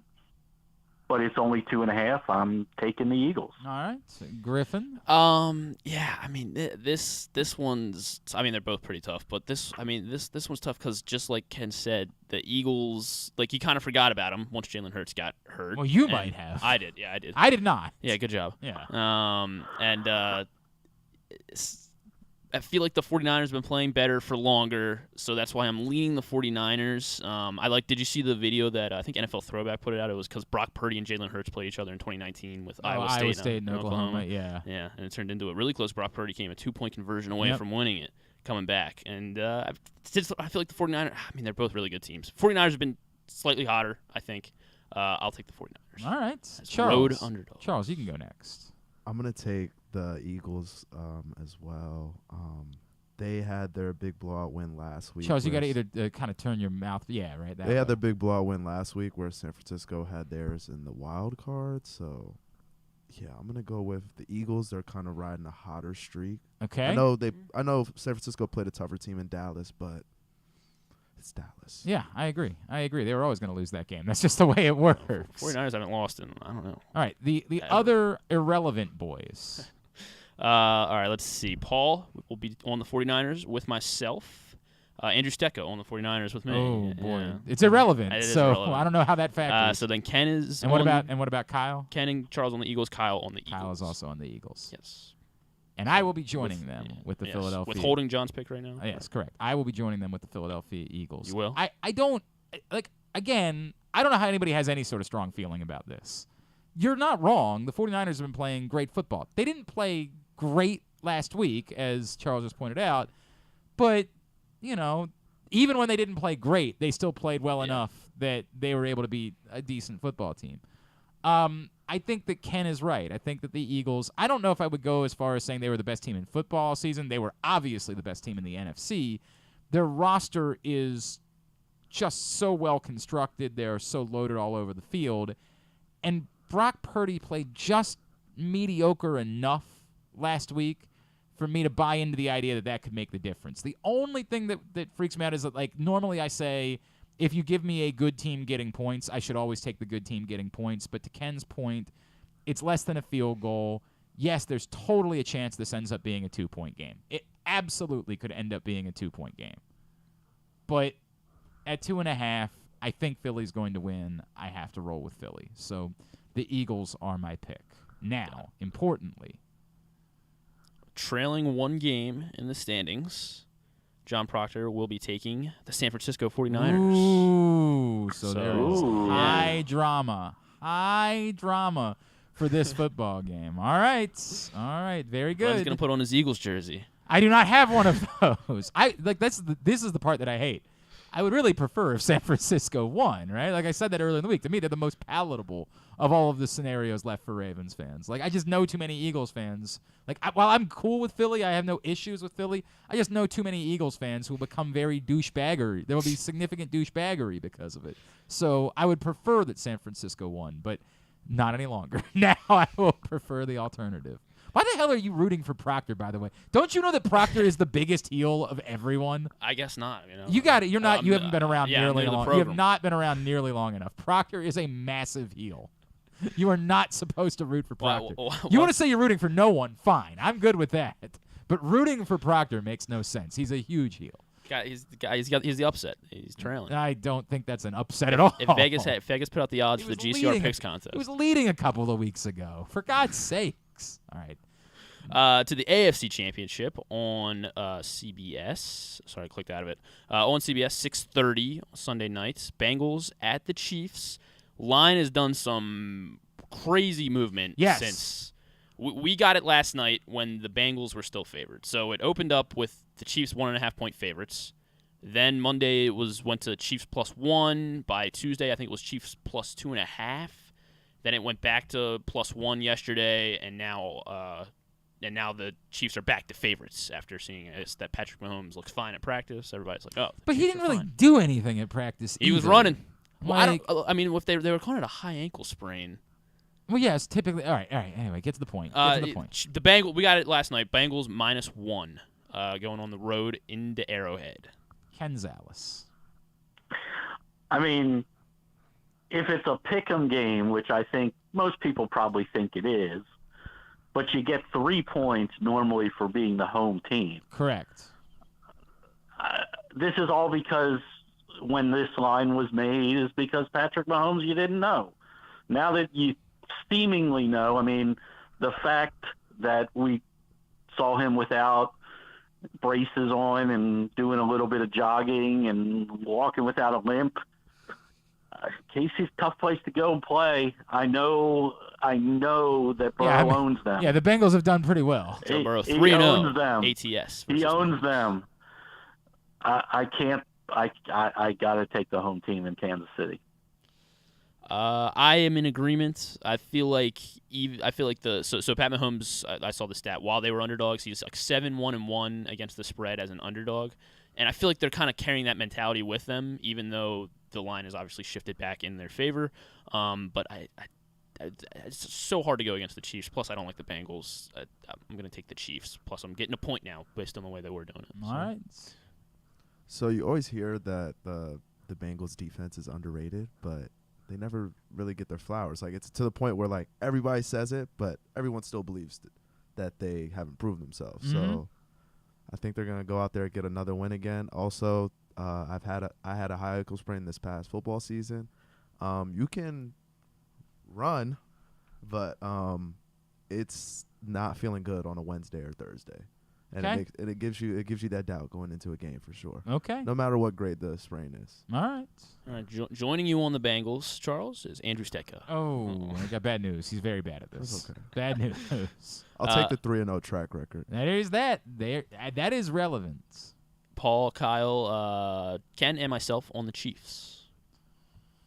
This I struggled with way more than the other one, for the record. And it's not because Proctor's been trying to mess with me by putting up Cincinnati as his pick from the get-go. I don't care who he picked. Honest to God, I don't care who he picked. I originally said the Bengals have owned the Chiefs and Pat Mahomes might be gimpy. You have to pick the Bengals, right? Like, don't you have to? And the video yesterday doesn't do anything for me. Like, he walked off that podium with ease. Great. Go play football. To Charles' point, go play football, and let me see what that looks like. But it's more that in my mind, I simply don't believe the Bengals are going to beat the Chiefs 4 straight times. Like, I just don't believe that. So I indeed am going with the Kansas City Chiefs. That is my pick for the AFC Championship game. Now the question. Was he playing games when he put in? I don't think he was. I think Cincinnati he actually picked Cincinnati. Then you'd be correct. He did pick Cincinnati. I did think he actually picked Cincinnati. He has taken the Bengals. I did think that was the case. In this one. So where that leaves us is all over the place because we picked both games differently. Well, it could be over. It could be over, but I have to win both in order for it to be over, right? Like, if we split, then he's still only a game back going into the Super Bowl, and we'd have to play it out. If he wins both, then I'm a game back going into the Super Bowl, and we have to play it out. So the only scenario where it ends is if I get both of them correct. That's the only way that it ends this weekend. I just want to put out there that in the event that this winds up in a tie, we did this 2 years ago when it was you and I, Glenn. that the tiebreaker we decided 2 years ago was the over-under on the point. Yes, correct. Are you suggesting something else, or just saying we do it again? No, I'm saying Okay, that's the precedent. Yes. So that's what you do. Yeah, I think that's the right.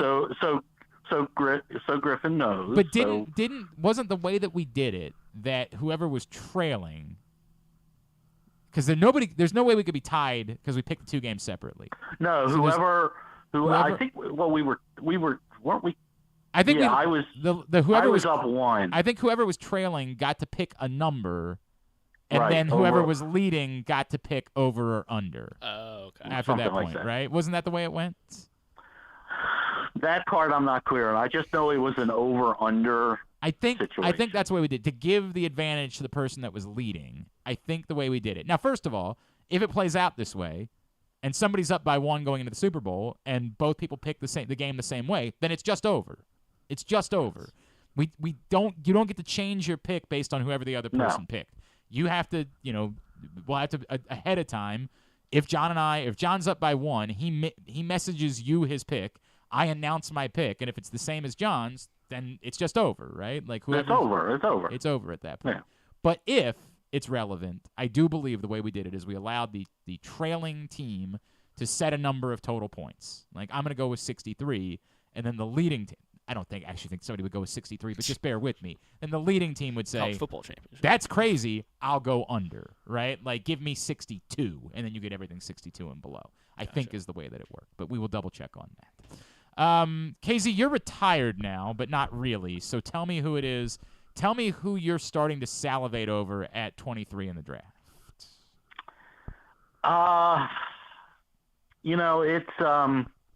It's one of these wide receivers. No. Yeah, but just because of the 3 that are there, that I think are going to be there, and they're all so different. I mean, you got Addison from USC, you got Johnson from TCU, and you got the kid out of Ohio State, Smith and Jigba. Majuba. Oh God! Is that how you pronounce? Is that how we're not? Is that how we're going to pronounce it? I'm going to tell you, but it's not going to matter. You're going to keep getting it wrong the entire. Yeah, that's true. How about Smith? We'll call him Smith. Yeah. That way, I can't get that one wrong. They're also different guys. If you think and you trust and we believe what we saw with Bateman before the injury, and we believe that he can stay healthy. I kind of like the Addison angle because he can be more of the slot guy and things like that. You can move him around. The thing we don't know, and this is all going to be based on who the offensive coordinator is and what kind of offense are they going to run. If they're going to run this still run heavy 1950s type offense, then maybe Quentin Johnston's the right guy because he's the big body guy that can only line up on the outside, and that helps them more. But if they're going to go to a more modern RPO, utilize your athletes, I like Addison or Smith a little bit better. Okay, all right. What I'm worried about is that they all 3, like for example, we talked to Vinny Iyer yesterday, and he had all 3 of them off the board at that point and said go Kayshon Boutte, and I like Kayshon Boutte, but not like I like those 3 guys, right? Like yeah. I mean, I guess if you're looking a little bit. I mean, yes, I like Boutte. I don't think. Please isolate. Hang on. Stop. Please isolate, and please make sure that we have available to me in a soundboard. Hour 25. I know. Yeah. Okay, but not at 22 or 21. And by the way, pick let's is. make it very clear. Who doesn't? Like, let's make it. Yeah, I know. But not at 22. I don't think he's a first round guy. Yeah, I don't know. I have to spend some more time with it. I don't like him like I like the other 3 guys, but I don't know yet how I feel about that. And it's worth pointing out that a few of like Christian Watson wasn't a first round guy. How'd that work out? Like George that's Pickens. True. I mean, George Pickens wasn't a first round guy. How you feel about him? The guy that I like is the kid out of Cincinnati, Tyler Scott, and I think he's like that in between guy. I mean, he's not 6'2", but he's not 5'7". You know, I mean, he's somewhere. We'll see where he measures. I mean, they list him at 5'11", 185, 190. We'll see what he measures and things like that. But I like his game a lot, and I think he can do multiple things. And I've said this for years, and they've never done it. They just need speed. They just need speed. I mean, they need their Devonta Smith. You know, that's who they need. They need their just speedster that knows how to run around, and they don't have that guy. Or Duvernay wasn't. They don't use him that way, and that's the key to all this. Is like, how are they going to use these guys, and what is the room going to look like? And the fact that they don't have the second round pick is, you know, best player available. What if the best player available isn't a wide receiver there? Are they really going to wait till the third round for a wide receiver again? I don't like the thought of that. I don't know. I don't like the thought of that. It's just it's a tough spot because we've never gone. I don't. Glenn, you'll have to remind me. We've been doing this a long time. I don't ever remember them going in with 5 picks and nothing in the second round. No. Like ever. Correct. So it's a tricky thing. I mean, throw away anything after the 5th round. I mean, whatever, they are what they are, and you hope they're good. But you got 3 picks. I mean, you got the 1st, the 3rd, and the 4th, and you got some holes. I don't know how much money they're going to have because of the whole Lamar thing to go out and like. How do you go out and get a Hopkins? I mean, you're going to have to give up one of those picks, and you're going to have to figure out how to pay him. I don't know if you can figure out how to pay him if you're going to franchise Jackson and pay him $45 million. Unless you're willing to do something crazy about Hopkins and like swap a first rounder for a second rounder, something like that. Like unless you're I don't know. I don't know. I don't know how it all works, but I saw some crazy mocks out there already, and I think if you're mocking at this point and you're not giving the Ravens the top wide receiver on the board, you're just not doing it properly. It feels like they. I don't care who's on the board at that point. No doubt. You're just not. You're just throwing stuff up, and shame on the guy. And I'm not even going to give him any press. And I shame on them for giving the Ravens a quarterback at 22. He's not the only one. He's not the only one. I know, but I don't care. At this point. You're not. I'm sorry. I know these guys are famous and they're really good at it and they're on TV all the time, but you're just going for clickbait at that point. If you're actually putting a quarterback to the Ravens at 22, whether they trade Lamar or not. Yeah, if they trade Lamar, they better be doing better than 23 for their quarterback. Like if they're trading Lamar, they better be taking him. You're taking a quarterback in the top 10. Correct. That's the only. So putting a straight mock draft together and saying, well, at 22, Anthony Richardson's going to be there. What? Right. Correct. Come on. All right. Come on. Guys, what are we doing? At fans, let's pretend we're doing something. I'm with you. At Fans Fantasy on Twitter is, of course, how you follow him. We will talk again in a couple of weeks and make some Super Bowl picks. Love you, buddy. Appreciate you. We'll talk then, all right? Take care, man. It's Ken Zalis with us here on GCR. Again, you want to win some money betting on championship weekend. There's a bunch of different ways for you to go about doing it at PressBoxOnline.com/offers. Again, PressBoxOnline.com/offers. And that includes this offer from BetMGM. You bet $10, you automatically get $200 in additional free bets. Get that promo and more. PressBoxOnline.com/offers. Over $2,000 worth of offers available from all of Maryland's mobile sports books. When we come back in, our buddy Eric Arditi from Barstool Sports is going to check in, and then we'll get some fighting words. That's all on the way. Glenn Clark Radio. Gambling can be a fun and entertaining experience, but there are risks involved. If you're planning on betting on the game at the casino or on your phone or computer, know your limit, stay within it. Set a budget and a time to stop. Remember, gambling isn't a financial solution, and it doesn't mix well with alcohol or drugs. Know the risks and have a plan before you begin gambling. For free and confidential services, call 1-800-GAMBLER 24/7 or go to helpmygamblingproblem.org. The latest edition of Press Box is available now, and it's our annual Best Of issue. On the cover, we recognize Orioles catcher Adley Rutschman as our 2022 Mo Gabba Sports Person of the Year, and he sits down with us to discuss how his arrival in Baltimore was simultaneous with the Birds' turnaround. Also inside, we recognize the top people, performances, and moments of the year throughout the local sports scene. Press Box is available for free at over 500 area locations, including 60 Royal Farm stores, and you can always find the entire edition as well as the best daily coverage of the Orioles, Ravens, and Terps at PressBoxOnline.com. That first sip. That first bite. Start your day off right with a delicious breakfast at Royal Farms. Choose from a fantastic selection of fresh Royal Farms breakfast sandwiches and top it off with a rich hot cup of the freshest coffee in the world. At Royal Farms, breakfast is available day and night. It's the freshest breakfast in the world. Real fresh, real fast. Royal Farms.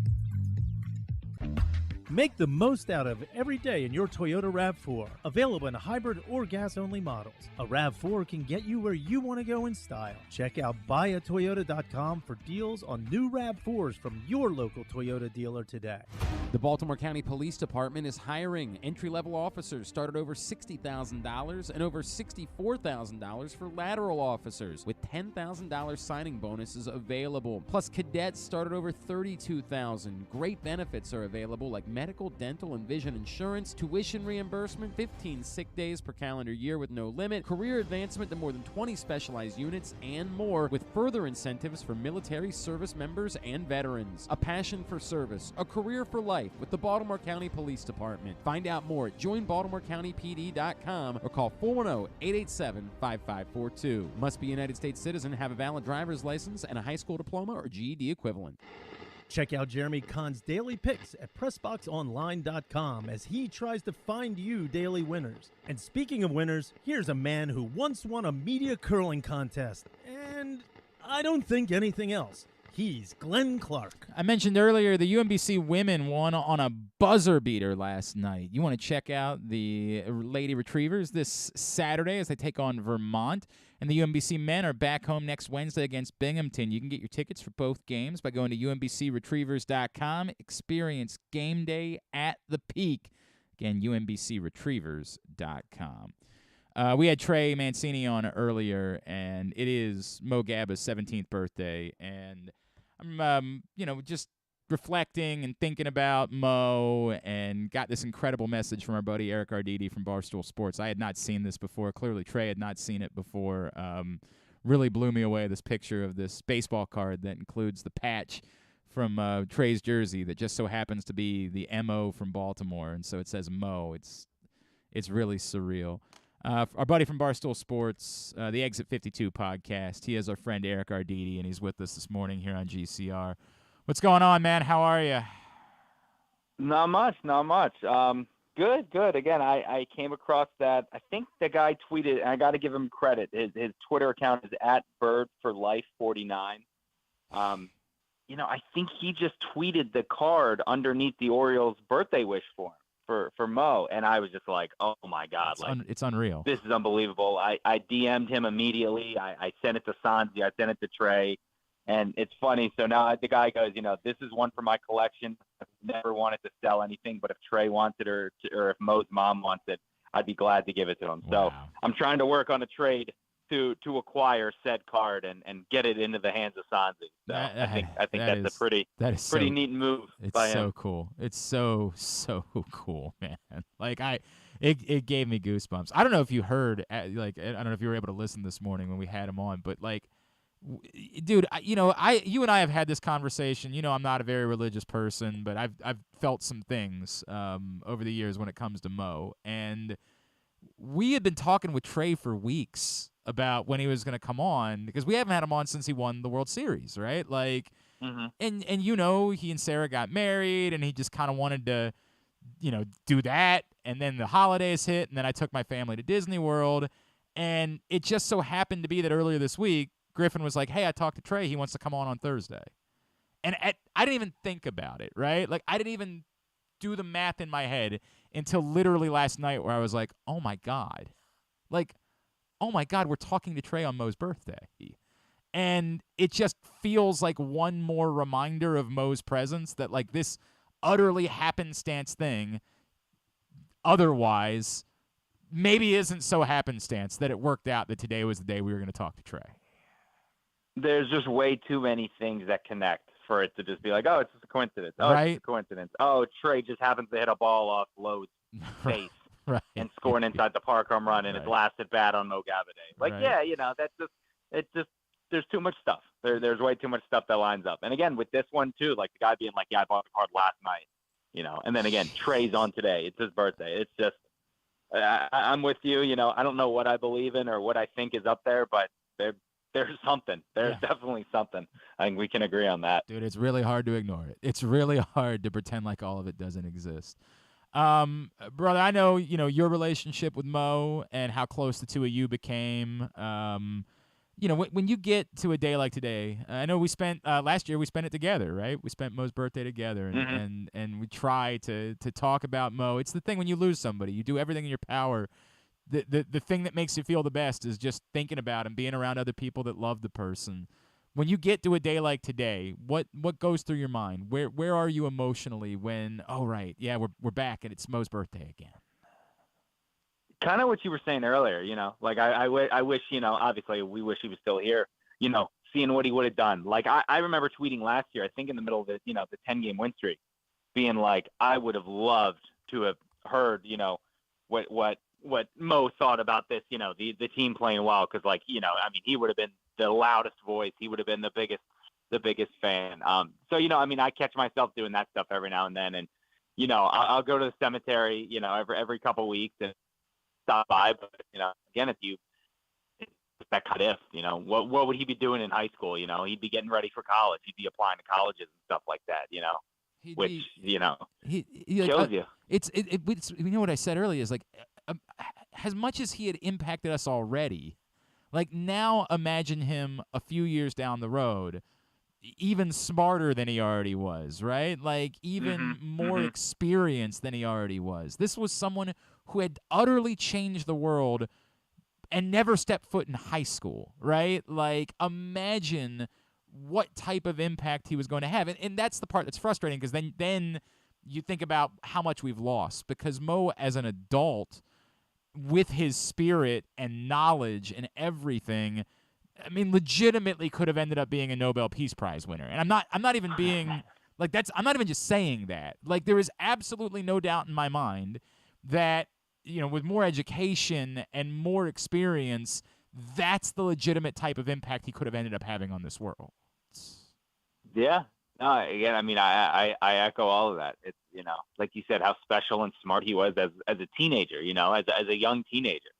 It's like, man, I think of myself as someone, and I don't consider myself a smart person at all, but, thinking of how you just mature and the things that you kind of grasp in that, getting into high school and moving through high school. It's like, man, I would have loved to just sit there and pick his brain, as a high school sophomore, junior, and stuff like that. So, it stinks because, obviously, again, we will never know, and we all miss him terribly. And, it is funny because, again, I kind of woke up and I think I saw yesterday something that it was his birthday. So I kind of knew that it was coming.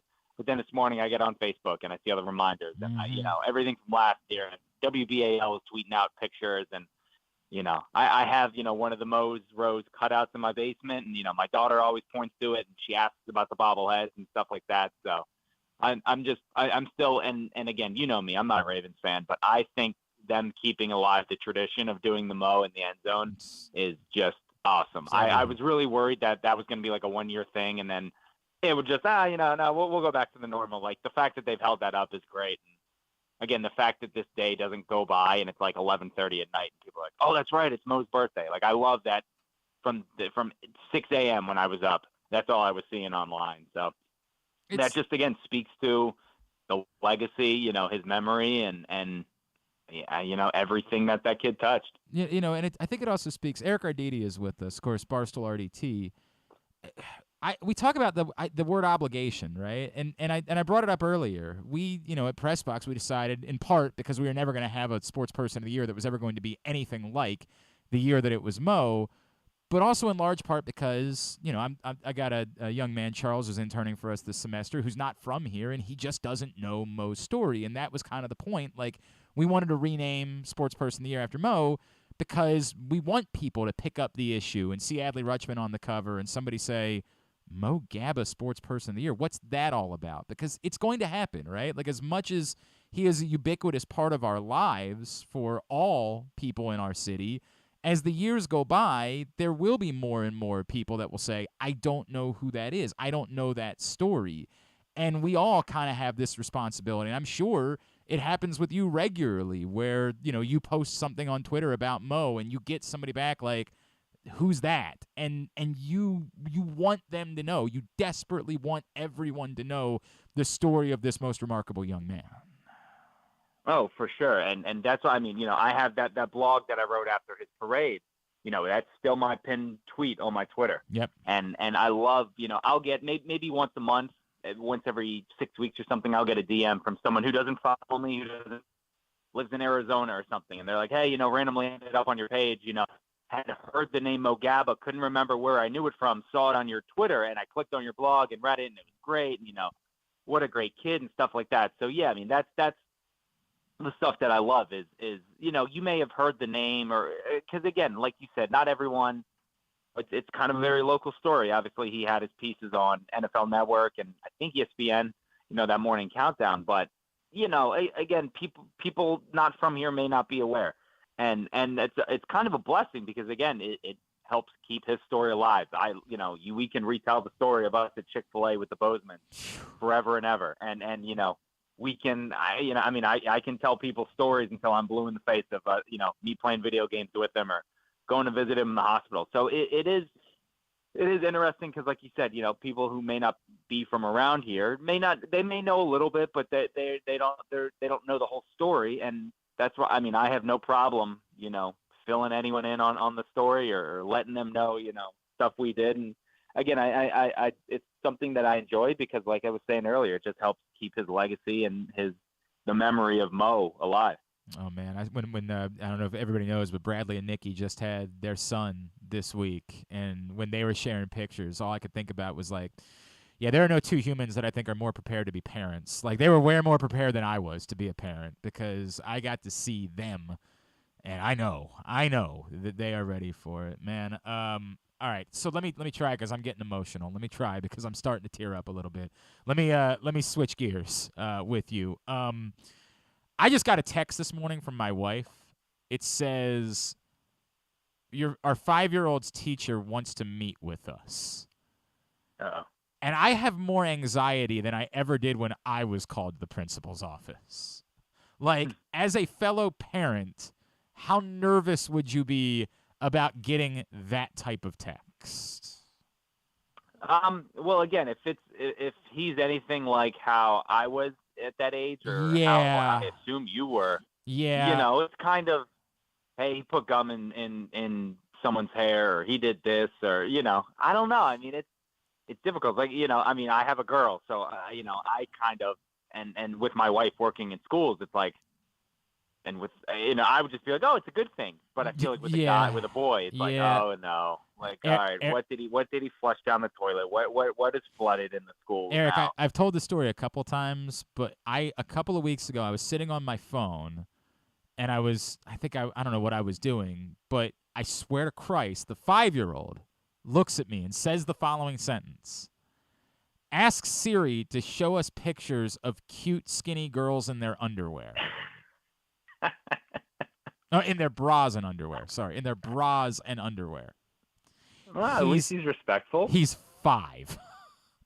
I mean, 5. Again, he could have been asking for a lot worse. I'll tell you that. I understand that, and clearly I fist pumped him. Like, don't get me wrong, but like, it's very specific, and leaves me a little bit worried about. Kid knows what he likes. I mean, look, man, I understand that.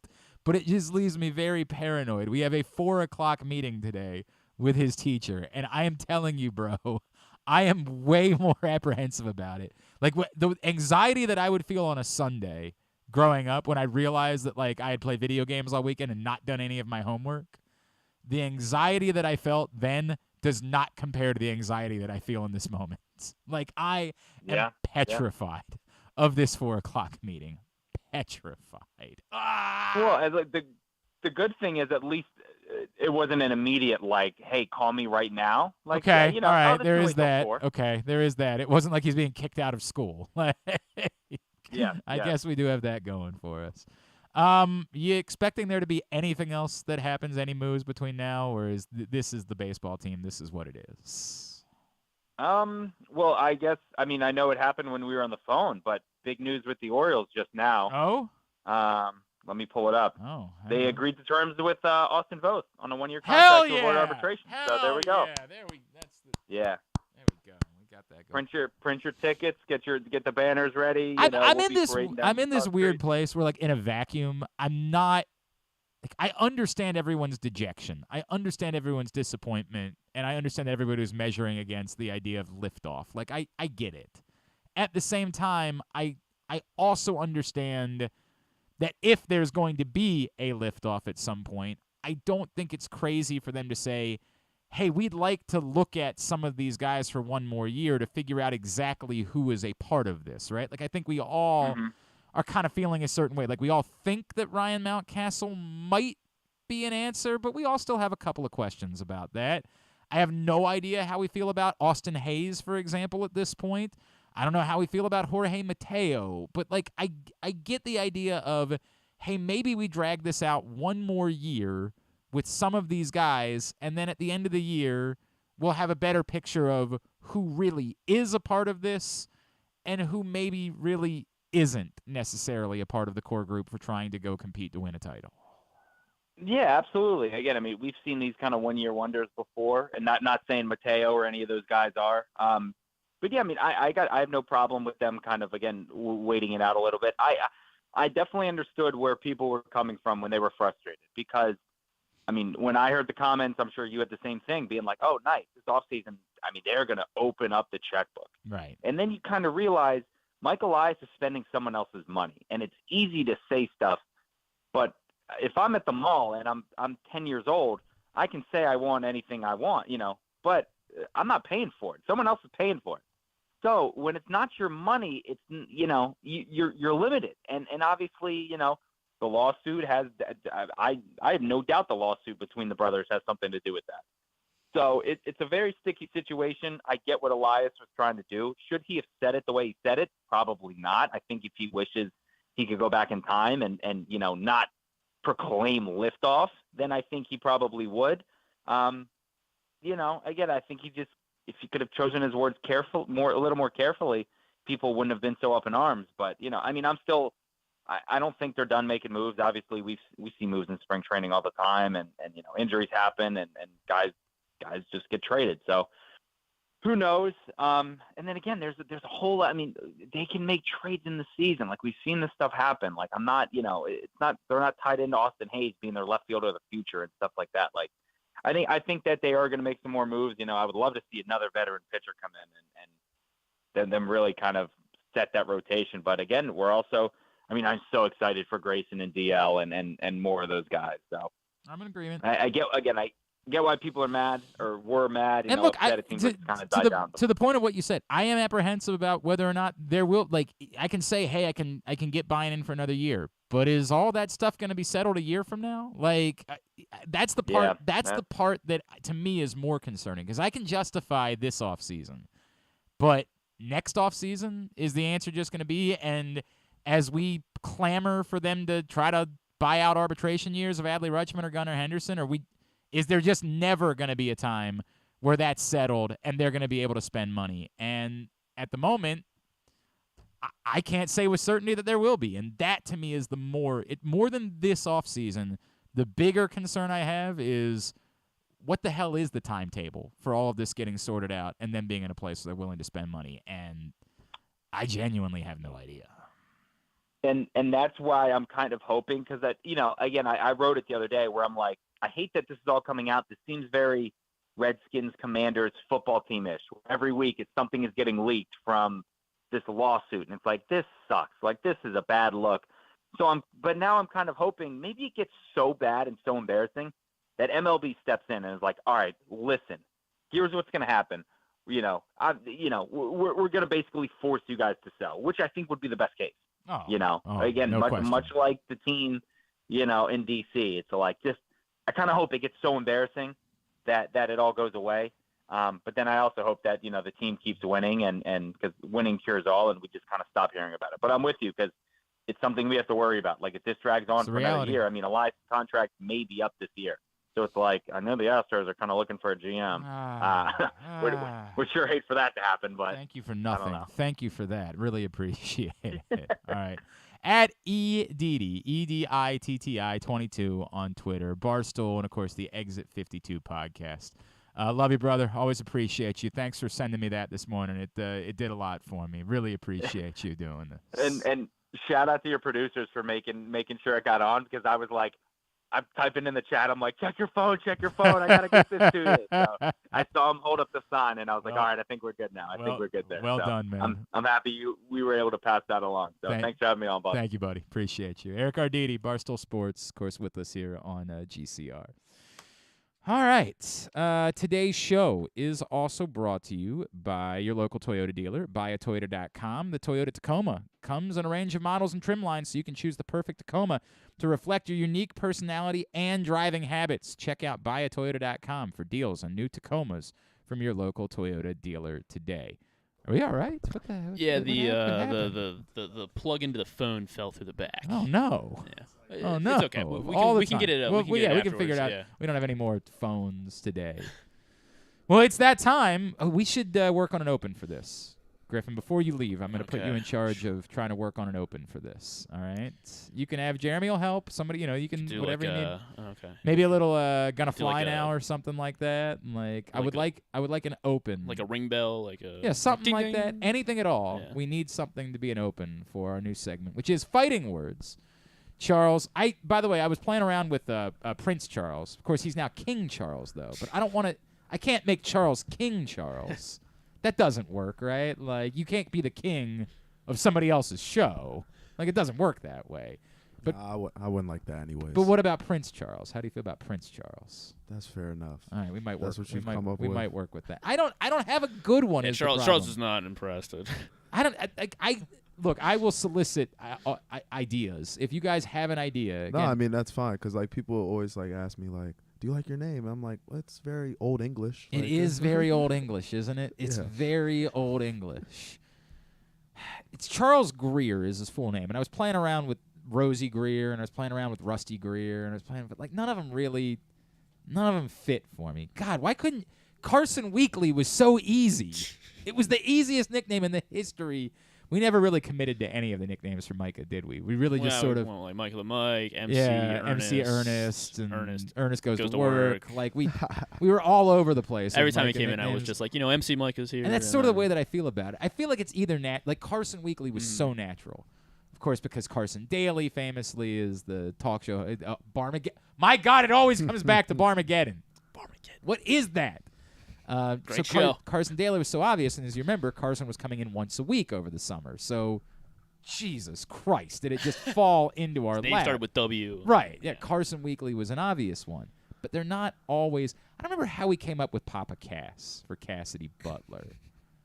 Oh, it was because she told me that in her, because I guess she probably lives with other athletes at Stevenson, that in her apartment or whatever, she was like, I kind of feel like I'm the house dad sometimes. And I was like, welp, look at God. Look at how this just played out. Because, of course, there's Mama Cass, but it was from Baltimore. And we said Papa Cass. This just makes all the sense in the world. So that one was easy, too. I just haven't had an easy one that's come to me. So we might just end up doing all of them. It might be that one day you're Rosie, one day you're, Prince Charles. I don't know. That might be the way that it goes. Fair enough. But we're Chuck. working with it. Just call him Chuck. Chuck. Yeah, just call him Chuck. I was hoping it. You don't like to Chuck? That. No. So that's like a nickname that all high school, just coaches in general, just automatically defer to. So it's like. I never really understood how Charles's became Chuck either. When was the first example of that? You get how a Jonathan ends up being John, right? That makes sense. But why were Charles all Chuck? Can't tell you. I don't get it. I haven't tried to find it. Shorter syllable. I don't understand. You don't want to that. call him Char. I just but what? But again, Charlie. You gave him a completely different name instead. Yeah. It's not similar. I mean, it got the first 2 letters, but like, my God, I don't get it. All right, never mind. Point is, we're doing fighting awards. Chuck Greer. So the idea of this segment is that Charles is going to get us caught up on things going on in the world of fighting, whether it's UFC, boxing, Bellator, anything like that. Big stories. There have been a lot of big stories in the last couple of weeks. I don't know how you limited it to 3, but give us the biggest stories that you've got for this week. A lot of stories indeed. We kind of have a break coming up this week, so I'll just recap. This past week, UFC was in Rio de Janeiro, Judici Arena. The main event was New Crown, Jamal Hill, Sweet Dreams. That kind of goes down the first. Beat Glover Teixeira. Glover Teixeira, 5th round. It wasn't really close. Most of the cards was 50-44. Of course, famously, sure. Teixeira was, the relevance for Teixeira in Baltimore? Royal Farms Arena. Jones, John Jones, was in right? the main event of Bones the only Jones UFC fight this, ever in Baltimore. He fought John Jones in the main event of that pay-per-view. They got to come back here. I believe so as well. I think they're very good there's fans not here. There's not the same obvious connection. Like at the time, I don't remember if Art was still on the team or he had just left, right? Like that was the big reason. But that was the big time. reason for having the fight in Baltimore was the connection. John Jones was here all the time. Like he That's was right, yeah. a regular. He used to come in and kick me in the shins and stuff, and like he was here constantly. So it was like a second hometown. Like his home. Because let me go back. They're from New York, but his home at the time was in New Mexico, and probably still is, I assume. But John basically was here as often as he was anywhere else. Like he was here all the time. So it was totally logical to do a fight in Baltimore. Yeah, of course. Art's been gone for so long at this point that there's just not I don't know when the last time was that John was in Baltimore. So I don't know that there's a logical thing there. It would just be doing a fight here. Like I don't know, even with John being back, and you said we'll get to that. I don't know if it's a John fight or if it's just trying to get any marquee fight because the arena's been remodeled. And so, we could jump ahead right to that. No, go ahead. Go ahead. Finish the anything else we need to know from Jamal Hill won. Brandon Moreno, Assassin Baby, won the first promotions quadrilogy. Everybody was tweeting me about Gilbert Burns. Gilbert Burns beat Neil Magny. I didn't include that just because, Gilbert Burns is kind of more of a MMA fans kind of a cup of tea. Okay. He's a grappler, jiu-jitsu. But a couple other things that happened on the card. Large underdog brothers, the Bonfim brothers. They both fought on the card. Nobody knows about them, but it's very cool to have exciting your brother fighting with you on the card. All right. They're both underdogs, as well as a guy named Bruno Ferreira. Spoiled a lot of combat gamblers weekends. He beat Gregory. Got to make sure you're talking into the microphone. Yeah. So Greg Rodriguez. Bruno Ferreira, he beat Gregory Rodriguez. And a little tidbit about him, his UFC name is RoboCop. So he's Gregory RoboCop Rodriguez. I do like that. But so the UFC fans and like the community, they call him Violent Obama because he looks like Barack Obama. He does. I've never even heard that. But he does look. Okay. He looks all like right. I'm in on it. So that goes into the first question I got down. What's your guys' favorite ring/stage name in combat sports or entertainment wrestling? I don't know. Add the entertainment wrestling. I don't know, but we got too many good stories this week to waste time on that. Yeah. So let's go to the next story. All right. So the next story. Last night on TBS, second episode of Dana White's Power Slap League aired. Go ahead. Go ahead. I've already shared my thought. I'll say it again, but go ahead. But yeah, so yesterday the show was called Slap Off Elimination Day, and it kind of continued the trend of finding out who will advance in the competition and who will be allowed into the house. Where do you watch this? It's on TBS. It was at 10 p.m. Last night, so I ran back over to the dorm after the women's basketball game and caught some power slapping. But yeah, the ridiculousness is real. I'm being honest. Like they refer to the slap competitions as competitions in themselves. That's kind of, I think, crazy. They're like referring to them competitions as fights, and they also have coaches as well. So very much like Tough, they have two teams, two coaches. They will fight for the heavyweight championship at the end. And I guess there will also be a light heavyweight champion because that's one division, and then I can't remember the other. I think welterweight. Do we know any like the slap? Like, how do these people get into slap boxing? All right, so like none of them are relevant. A lot of these guys, people. Based off the bios, it was a year or two. They were saying I've done it for a year or two. I'm undefeated. And it's just hilarious. There's a bunch of rules. You can't step. You can only pivot after the follow through of the slap. You have to like hold this bar behind your back. It's it's a trip for sure. And there was definitely a push for the series to be nixed after all the controversy that he went through. So there's a couple of things here, right? Like, I wish I could just think that it was silly and fun. Like, I wish I could do that because I think at a younger age I probably would have. But one, it's really embarrassing on TBS's part that like their decision was they were going to push it back for 1 week. I mean, what even is that? Like, do like a season, a couple months. Either you think that somebody needs to be punished or you don't, right? Like, to say we're gonna wait a week it's just embarrassing for TBS to be like, at that point, just don't do anything. Just sort of acknowledge we don't care that Dana White slapped his wife. And I'm even willing to go down the road of there's a little bit of gray area there. It's still, there's no defense of what Dana White did. Now, I get it, that she slapped it, whatever you want to say. Like, say whatever you want to say. There's no actual defense of it. What should the punishment be? You know, his argument is, I got embarrassed in the court of public opinion. Wanking motion, dude. Like, stop. That's nothing. And there should be a parent company, and there should be somebody who steps in and says, no. We have to make a stronger statement than this. We have to do something. And it makes you realize it's kind of a Mickey Mouse company. And the WWE is going through the same thing with Vince McMahon, where they were like, dude, you got to get out. And then all of a sudden they woke up one day and were like, right, but he can just force his way back in because we don't have anything in place. We're a Mickey Mouse company. He is the company. If you want to be taken seriously, you have to have a structure in place as a company that one person doesn't get to govern the entirety of the company no matter what's going on. There has to be a board that has actual power and can step in and say, yo, no. Like, time out, this ain't all right. That being said, if you're TBS and you're not actually going to do anything, what the hell is the point of even bumping it back for a week? Like, I mean, my God, like, it's just embarrassing. Yeah, so I'll say it really showed kind of what you're saying, the pushback to it. That first week, it was the second episode last night, but that first week brought in less than 300,000 viewers and had a 0.10 rating in the 18 to 49 demographic for the premiere show. And going down the rumor mill, people have gotten contact with fighters that were on that first episode, and apparently they next to nothing. 2,000 a show, 2,000 a win. It's 4,000 total. We should be at a place. I've talked about this a lot, and I know it's very old man yells at cloud when I talk about it. I'd rather be funny and rather say however you want to feel about it. We stop caring about what's good, what's bad, and it's just what gets attention, right? Like, there is no more, like, this person's a good person, this person's a bad person. It's just that they're famous. Like, we really aren't that far away from O.J. Simpson being on Dancing with the Stars, right? Like, we're just not as a society. I know we laugh about that, but we're not that far. We don't care whether you've done good things, whether you've done bad things. Are you famous? At the end is all we care about. I just thought of him as Pat Mahomes for Halloween as soon as you said that. Wait, what? Oh, it's O.J. Mahomes here. He was, O.J. Mahomes.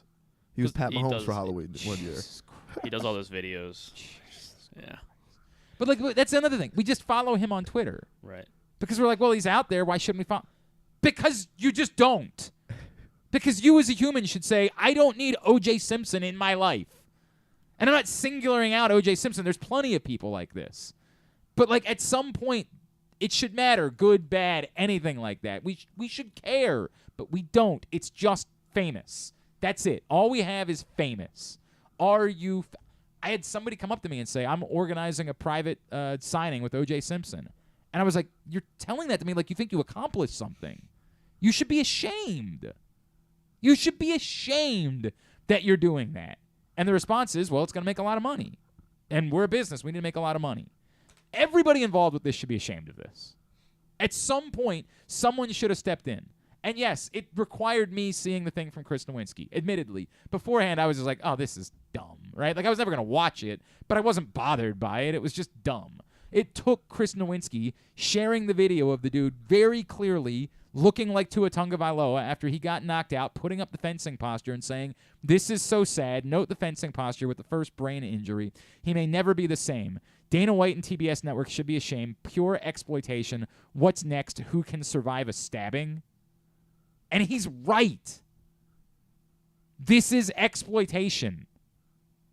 This is the lowest of the low. Fighting is a real sport. You defend yourself. This isn't a sport. There is no competition here. You stand there and you get knocked out. Whose brain shuts off first? Correct. That ain't a sport. It's exploitation is all it is. And everyone involved should be embarrassed. Now, I think we're obviously at the point where we realize Dana White is not a human that is capable of feeling shame. However you feel about Dana White, obviously he was instrumental in the launch of the UFC. I'm not trying to... there are a lot of other bad things about Dana White where he thinks he is the UFC when the truth is the fighters are the UFC. And this is an eternal problem. It's the reason why I'm guessing Francis Ngannou might come up. Like, it's the reason why Francis Ngannou isn't going to be fighting anymore. Because he believes he's the UFC. Whereas the fighters are the ones that we want to watch. And the UFC would be just fine without Dana White. But he has convinced himself he is the UFC. He's the carnival barker. He's Don King. Without me, there's nothing here. I don't give a rat's ass. And I don't hate Dana White, I guess. Why would I hate Dana White? But I dislike him more than I like him at this point because this is nonsense. The fighters, they're the ones, not you. You can go away forever. Imagine every time we see any commissioner of any professional sports league, what does everyone do? Boo. Boo. But yet somehow we've convinced ourselves that Dana White is some hero. Not us, but a lot of fight fans. It's insane. This is a joke. This is, honest to God. Like, even backyard brawls, even like the real like exploitative era of fight videos was at least two dudes fighting. Kimbo Slice walks into an alley for a street fight. The other guy's fighting. This isn't that. There is a difference. This is a dude standing there getting knocked out. Not okay. I'm sorry. I didn't mean to. No. I'm sorry. No, it makes it really sad, especially because it's funny. They didn't mention it, but I recognize one of the guys that's in the house. He was on a season of Tough, I want to say, either last season or the season before. Tough being the Ultimate Fighter. The Ultimate Fighter, yes. And so that means he's an actual fighter. Right. So he is likely to win this competition because he's been hit in the face with closed fists. Now he's getting slapped. And I get it. Now he gets to openly slap people when he's like knows how to strike. To the point, you're going to get hit in the face when you're in a real fight, but you have the opportunity to defend yourself. Like, there is the opportunity for you to step in, and it is an actual fight. I am not opposed to all fighting going away. I don't have a problem. Fighting is a sport. I understand that. Sorry. I'm sorry. Very sorry. No, so that answers the question that I had with it. Will this venture by Dana White survive poor ratings? No. Nope. No, it's not going to survive anything. I don't think again, it even gets a second to some extent. It's not going to survive on TBS.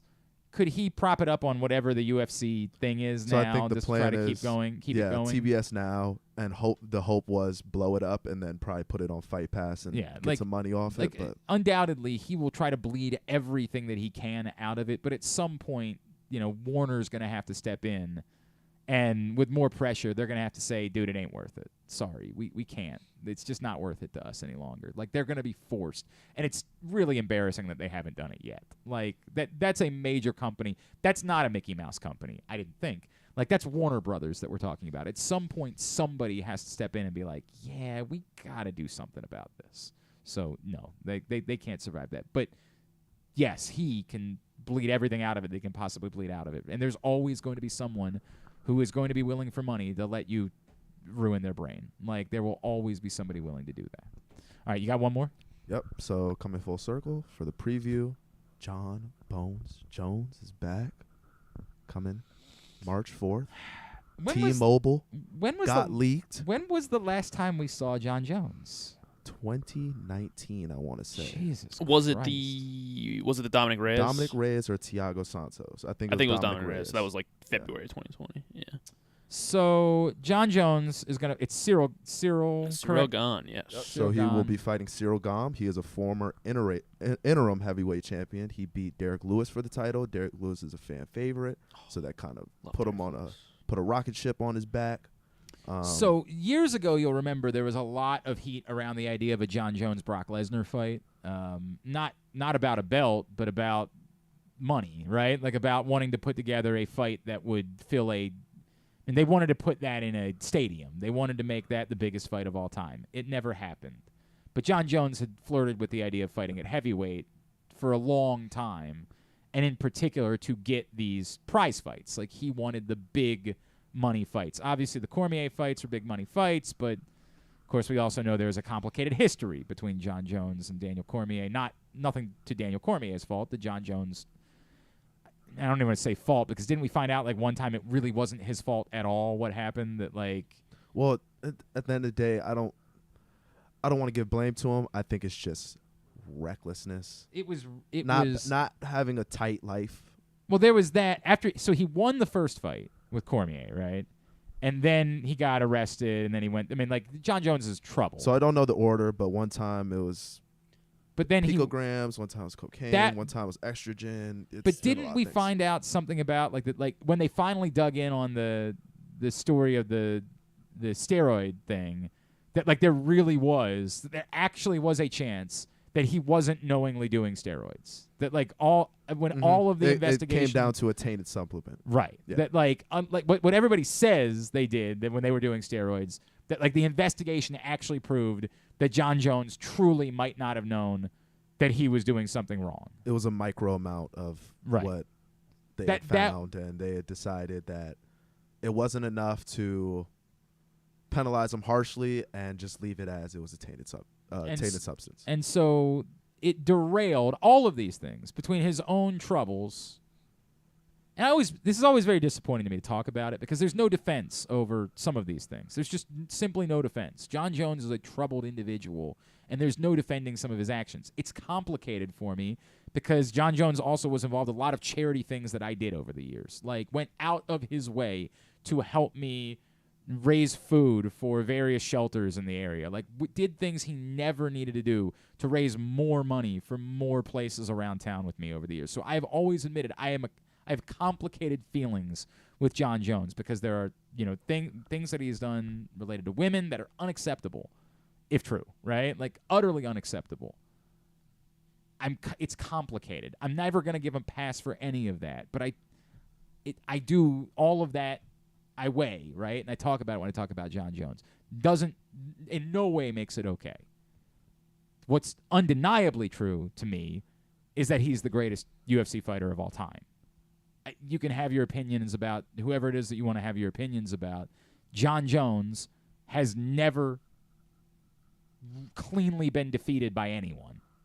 There was who was it there was a little bit of controversy about in the ultimate, like, in the decision? That was Dominic Reyes. Dominic Reyes. And then his most recent fight. A little bit with Thiago as well, because Thiago got injured during the fight. But he still won. Yeah, like John definitely won that fight. The Reyes fight, there was some dispute about whether or not he should have been the winner. It's not like everybody knew that Reyes definitely won the fight, but there was some dispute about it. The only loss that he has in his career was because he threw an illegal elbow, right? Like, it was a fight that he lost because he was beating the dude that bad. Correct. Right. Like, that's it. To me, that's the story of Jon Jones being the greatest fighter of all time. I don't know. Like, I'm going to watch, because I've watched every Jon Jones fight ever, right? Like, now, again, part of that is I had a personal relationship with him and the whole thing. Like, I'm going to watch this fight. I have no idea what I'm getting into. Like, I have no idea what to expect with Jon Jones returning now. What is he, 35 at this point? Sounds about right. I would say between 33 and 35. And that is fairly young for heavyweight. That's about your prime. Francis is 33. He's 35. Yeah. I think Francis is 33, 35 as well. Stipe was like winning when he was I mean, there are definitely dudes that fought until. I mean, Daniel Cormier fought until he was damn near 40, right? That's usually the way to go in heavyweight. Glover Teixeira. But not many of them did it after being away for 3 years, right? Like and moving up a weight class, being away for 3 years. I don't know what to make of it. I will watch the fight. There is no question in my mind that I'll watch. I'm the excited. I think if Jon Jones is fighting, I got to trust that Jon Jones is going to show up. And Sure. I would He think, took his time for sure. Sure, Yeah. but the thing that always made him at light heavyweight so impossible was those skinny Length. legs. Yeah. Right? Like it was, what do you do when he's not even fighting, he's scoring because he's just getting those kicks in. Mm-hmm. Like it was what you couldn't do anything about it. He was an enigma as a fighter. Like there was nothing you could do to beat Jon Jones at light heavyweight. I don't know how that translates at heavyweight. I don't know what his body looks like at heavyweight. I assume he's still going to have pretty skinny legs at heavyweight. I don't know how much more he could put on. The way that he is built is the way that he is built. I don't know that you can do a lot more. I think he's still going to have some skinny legs when he goes out there, and he's still going to be able to land kicks, and that will probably be his strategy, is try to land kicks and, take your chances when you can take your chances. It'll be interesting to see. I mean, Jon has not fought somebody that sticks and move like Cyril, even at light heavyweight. So yeah, it's going to be very interesting to see. Compelling. It's unfortunately when is the fight? March 4th. March 4th. Yeah. Okay. It's funny when it got leaked. So it got leaked on a T-Mobile Arena banner. Somebody in the UFC messed up. Dana White had to address it, and a reporter asked, like, "Oh, so you're known for saying Jon should never be back in Vegas. So what's going on with March 4th, Vegas, 285?" And he was like, "Yeah, we didn't want anybody to know, but now you That's know." what it is. It's what it is. There it is. Jon Jones is back in Vegas. And Francis Ngannou, is there any update there? Like No, the word was he was trying to do something with Tyson Fury. Yeah, right? it sounds like he wants to do boxing, but it also sounded like he was going to take his time. I mean, like he would. I like Francis, but he would get his ass kicked by Tyson Fury. Oh yeah, of right? course. If they box, if they really stop. I can't say I watched too much Tyson Fury. So dude, Tyson Fury, he would wreck him. Stop. I love Francis, but there's no chance. Yeah. You're just doing it for the sake of doing it. Like I get it. I wish we could have gotten Jon and Francis and. Yeah, that would have been better. Obviously, that probably would have been bigger. That would have been Brock Jon. It would not have been bigger than Brock Jon. You're way off. Everything that Brock does is always the biggest thing ever. Like Brock, the appeal of Brock Lesnar goes so far beyond fighting that you can't get bigger than Jon and Brock. That was a big. I mean, I guess if you had Connor somehow fight Brock, like, I have no idea how you would possibly do that. It couldn't be a UFC fight. But like if somehow you put the two of them, I mean, the WWE could have done a Conor Brock thing, I guess, at some point, but that would be the only way to go about doing it. The biggest fight you could ever do, practically, would be Brock and Jon. Although, I'm sure the WWE at some point thought about. I mean, they did Brock and Kane in WWE at one point. They probably thought about trying to make a pitch to Conor about doing something like that, but I don't know. I mean, it would have had to cost him $1 billion in order to pull it off. All right, good stuff. Obviously a busy week, so a lot of good stuff in there. Nothing boxing-wise. I guess there really wasn't. Yeah, it was really light. I tried to look, too. Top Rank wasn't really active this weekend. I get it. And there's a break this weekend coming up. There's not any sort of UFC fight this weekend. Nope, right? taking a break, sadly. But then Bellator does a big thing Super Bowl weekend, right? Mm-hmm, like they're doing a thing with the Risen. Right? So they did that New Year's Eve. I thought they were doing something else. What are they doing? They're doing a CBS fight on. They're doing a network fight. I think they're doing network, and I think it's the start of their light heavyweight grand. Okay. Not light heavyweight, lightweight grand prix. All right. Very good. Very good. Yeah. All right, that was Fighting Words. Charles, we're doing that every week this semester. I'll give my pick for the next UFC. There's a 1 a.m. fight card next Saturday, since I won't be here next week. Everybody's dying for this. I'm taking Derek Lewis over.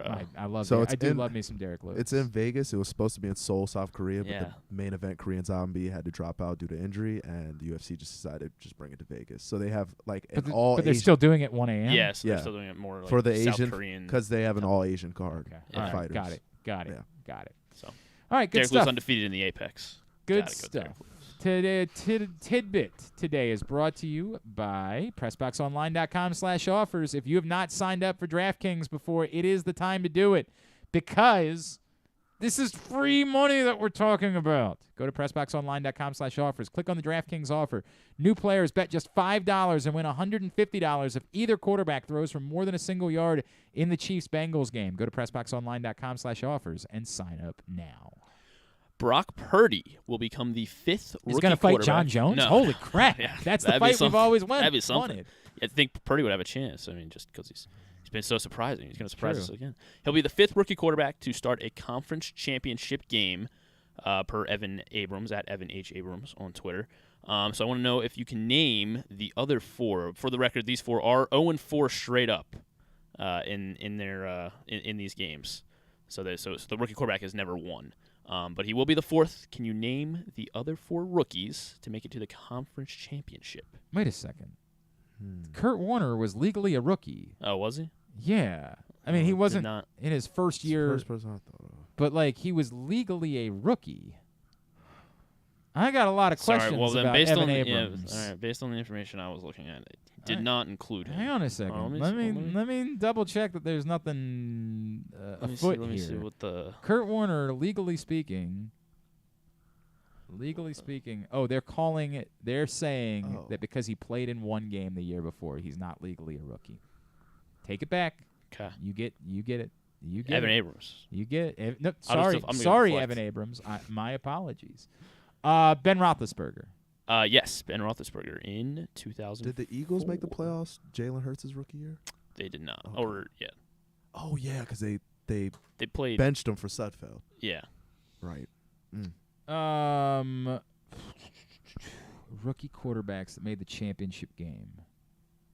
Championship game. Championship game. I thought it was just playoffs in general. Yeah, make it all the way to the AFC or the NFC championship.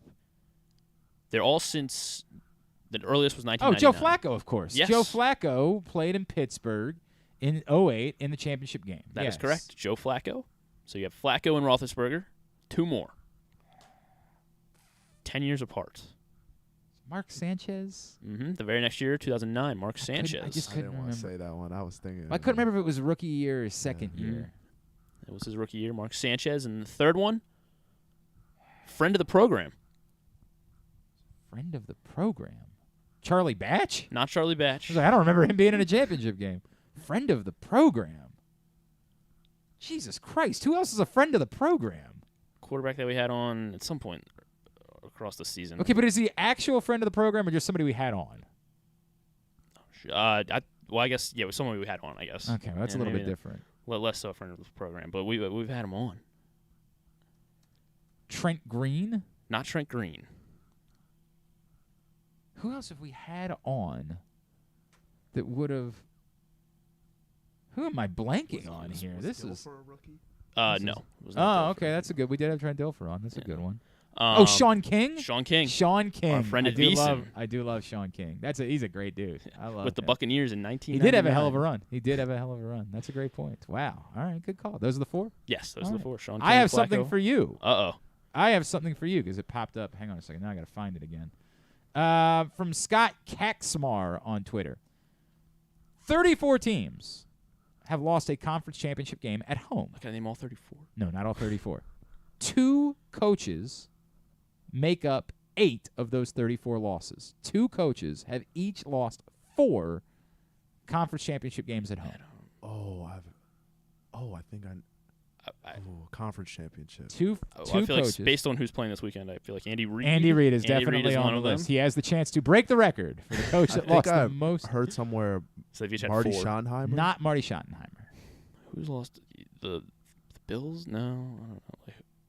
No, they won their championship games. Right, They lost the right, Super Bowl right. was the one that they lost. Who's been in a lot of championships and would not win? Let's